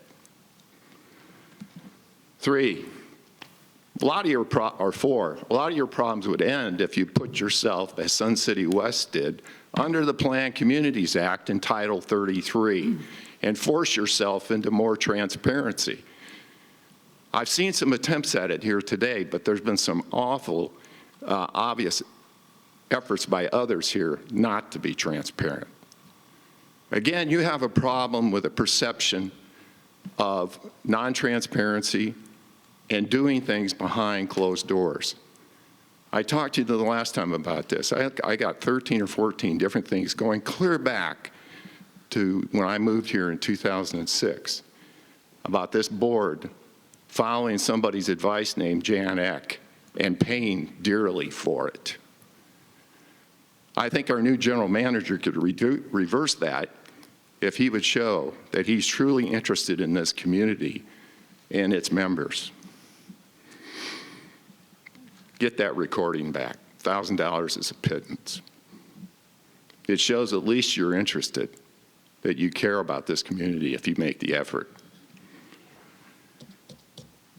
Finally, the quorum.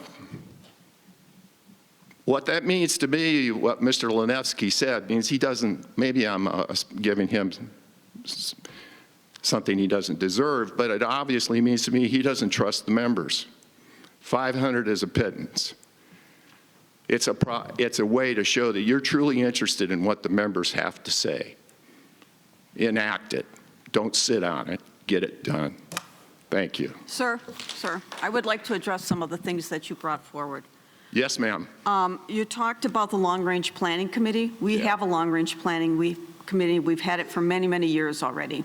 It was ended several times. It's been reinstated, and I can tell you personally because I was the chair of that committee for several years. Well, thank you. Yes, another thing, regarding the Plans Community Act, if we would go forward with that, the state of Arizona requires a minimum of 10% of the voting members to be present to form a quorum, the minimum. And then you go on to talk about the quorum being lowered to 500. Those two don't meet, just so you know. Okay?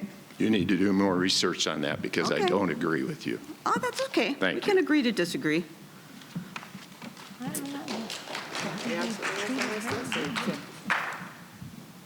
Beth Malmgren, 80980, and I spoke at the first meeting I ever attended, which was on the 13th, and was appalled at what I learned and what I saw, and was impressed by those who were running that might make some changes in what I saw happening.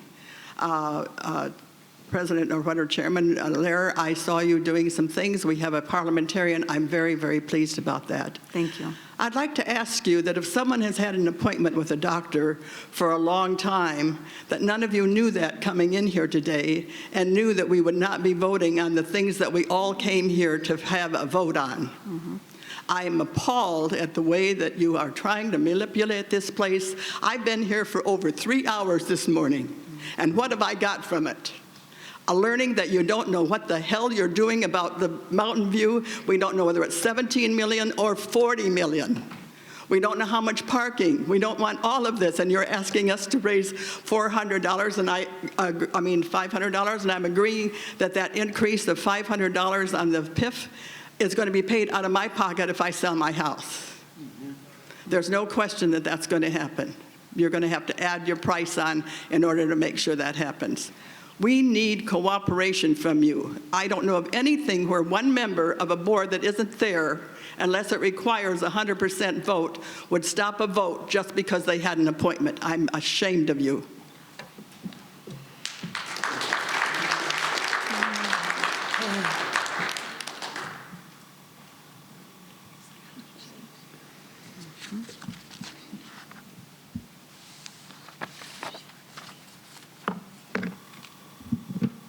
Jean Totten, 148753.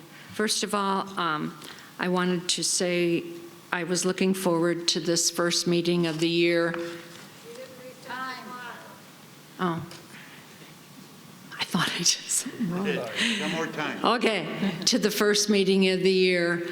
I was so hoping for, as you said, President Lair, a new start, a new beginning, peace, love, whatever. I'm disappointed, very disappointed. While I realize that there are other methods of communicating with the board, I always come here because it's the one way that I get my questions answered, and because it's televised or videotaped, and others who may not be able to attend can also hear my questions. It's bringing awareness to everything for everyone. And it's not a secret that Director McAdam last year was fired, and a small group of us gathered to work together to get her reinstated.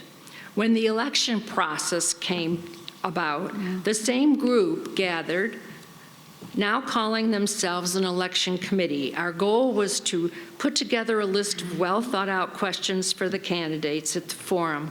We were very successful in getting many of our questions read and answered. And once members heard about us, many asked us for recommendations on who to vote for. 2 of our unanimous choices sit up there now. The next challenge was to break a dismal 10-plus years record of no business being conducted in an annual membership meeting due to no quorum met. We gathered proxies and urged members to put their butts in the chairs so we could get to the 1,250 people. And we did it, only to be turned down once more because in your bylaws it states that our motions that are brought forward have to be studied by you, which to me, even though Mr. Lineski isn't here, that is already a checks and balance to whether the quorum is 500 or 1,250. You're still going to study it. That's how our group was formed, Sun City Advocates. Our goal is to change what is to what could be. We are not here to kill the sleeping giant. We're here to poke him constantly with love. My question today is, just to get totally off the subject, where are we with the proposal from last year to resurrect board member exchanges? Will you ask for input from us? Would you like to hear what we want to see? How often will they be held? Will they be videotaped? Will be allowed to speak without time limits? This would be a great step to let the membership know that you care. Thank you.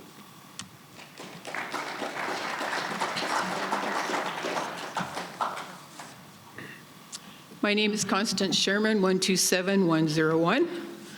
First of all, I'd like to invite all of you who are on the board and here to come to the grand opening at the Grand Center. I believe it's next Friday.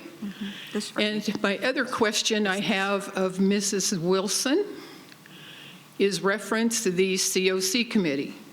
As you know, I've been on that committee, and now I'm off that committee. I've been there when we've been helpful to clubs and members, both as a liaison between the board and their own boards. We have positively helped a lot of people that came to us and needed our help. We were also directed by one past director to be only the police and handle disciplinary hearings. That is not what we as volunteers want to do. We do not want to be disciplinarians. And that's all I have to say is when you're considering how you're going to change that and you're going to change it from monthly to quarterly, that's not going to cut it. Thank you.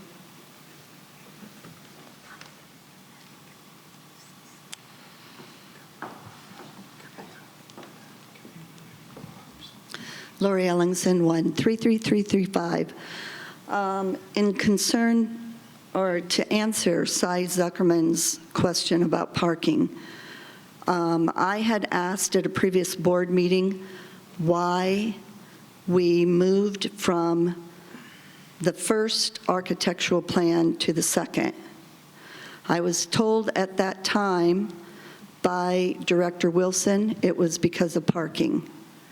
If that's the only reason, I think that needs to be reevaluated and revisited. Right now, currently, all the members that use Mountain View Rec Center have plenty of parking. The parking is quick, easy, close to each venue, and everyone is happy. With the new plans, the members will be inconvenienced if everyone is required to check in at one central location. This facility right here, Sundial, has a total of 20 handicap parking spaces, 8 on the west side, 10 on the east side, and 2 on the south side. Mountain View has a total of 15 handicap spots, 12 handicap spots on the west side of the building and 3 on the east side. On the west side, the handicap spots are in the following locations: 2 by the entrance to the tennis courts, 6 by the front west entrance, 4 in front of the picnic tables and the fire pits. On the east side, the handicap spots are south of the monitor station by miniature golf.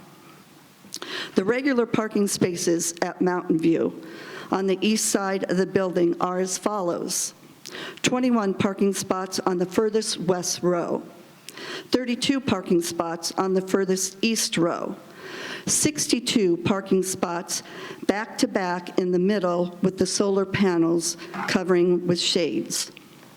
The regular parking spots on the west side of the building are as follows: the row closest to the building between the golf course, mini golf, and the handicap spots have 5 parking spots and 4 parking spots between the 2 handicap areas. 40 parking spots on the road closest to the pickleball courts. 40 parking spots on the west side from the entrance off of 107th to the entrance by the tennis courts. 25 spots on the west side between the 2 entrances. 9 spots closest to the street between the south entrance and the golf course. There's your answer of how many parking spots we currently have. The only reason why we need additional handicap ADA parking is if we do new construction. If we remodel, we do not are not required for additional ADA spots. Thank you.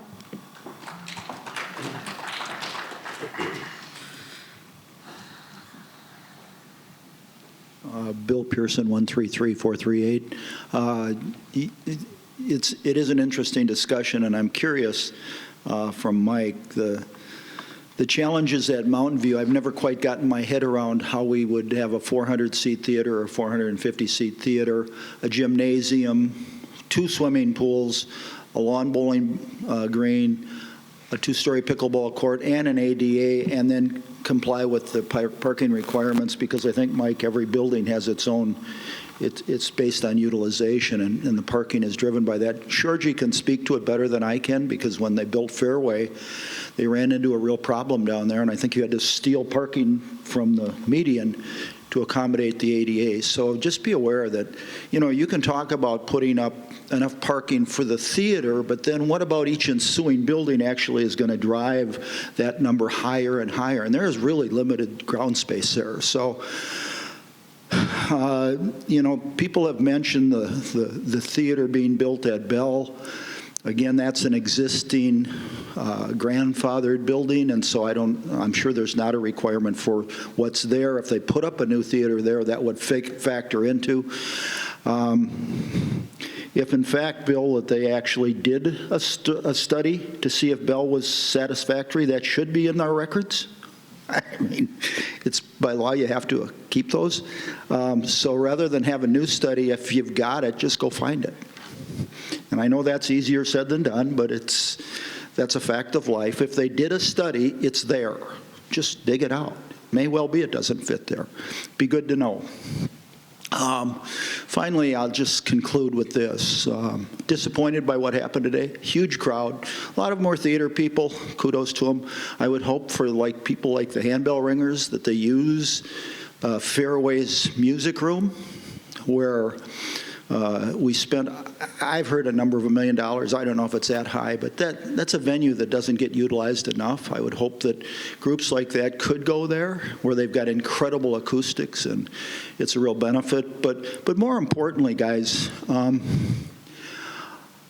articles of incorporation are very specific what the rights of the members are,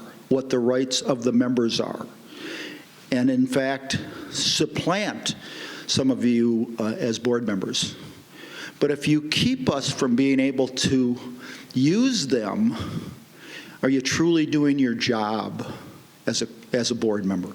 And I mean that, because those articles of incorporation were what everything else was built on and founded under. So please understand that next time when you finally vote on this. Thank you. Thank you. Don Georgie, 27140.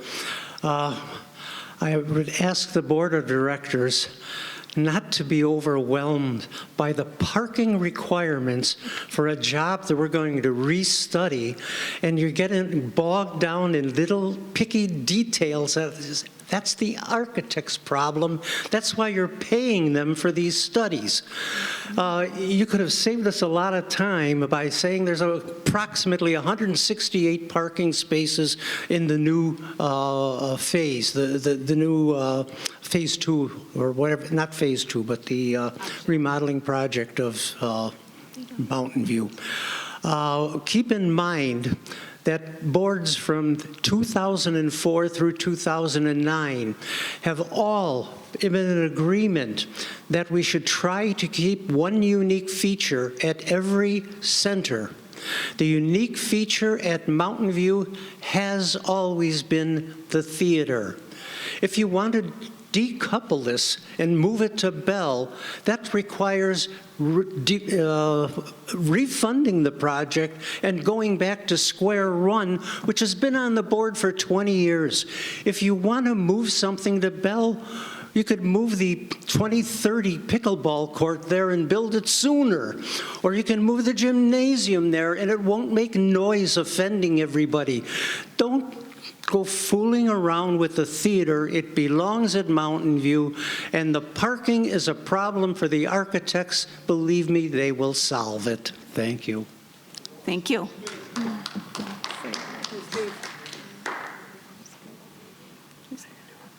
Are there any board comments? Yes. Yes, Madam President. Can you reset the timer, please? Director Wilson. I would just like to reemphasize what Connie Sherman had said, that there is an open house at the Grand Rec Center this Friday. It goes from 9 until 12. You'll have a chance to visit both buildings and see what is taking place in those buildings and see the architecture that has occurred.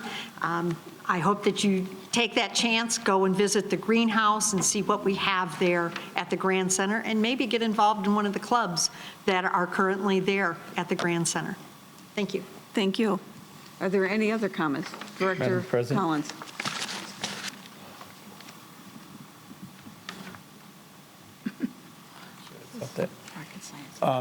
Just a couple things. It was mentioned that we don't have to have adequate parking for special events. It can use the streets and everything else. That's what was said here today. I'm just going by what was said today. And the theater was not always the landmark for Mountain View. It was a roller skating rink that was turned into a theater. I live south of Grand, and I love it down there. I think the nicest pool that we have is Mountain View, the way it sits right now. I didn't realize, even think about the basketball court noise. That was something that I just heard today that I didn't even think about. I don't believe that Mountain View hasn't been being repaired. I think we've been keeping up with things there and doing what we had to do. I just never see our people not fixing what needs to be fixed, and we will have to look into that. I'm sorry today that things weren't changed, that we didn't get to vote. I think that it was a good reflection on what things are to come for the next year. And that is not going to be in your favor. We are in charge, and I guess we're going to show you. And I'm sorry that it looks like it's going to be that way, and I hope it's not, and I hope it can be changed. And I'm sorry that it wasted all your time coming here today, because like you, I think that was wrong. We could have continued, even if the item had passed. It could have been recalled at the next meeting, but you should have gotten to see it today, and I'm sorry for that. Any other comments? Comments? Okay, I would like to announce that the next meeting of the board will be January 27th, 2022, in Sundial Auditorium at 9 a.m. And I'd also like to remind you to turn your phones back on. If there being no further business and without objection, this meeting is adjourned. Okay, so what's your opinion? Is this...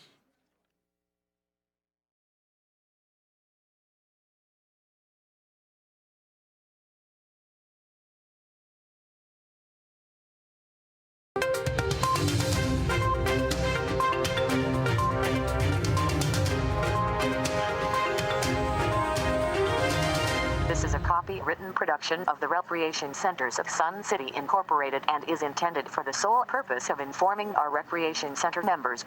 Any duplication, copying, transmission, broadcast, or use, including electronic and social media, is strictly prohibited without the prior written consent from the Recreation Centers of Sun City Incorporated. Thank you for watching.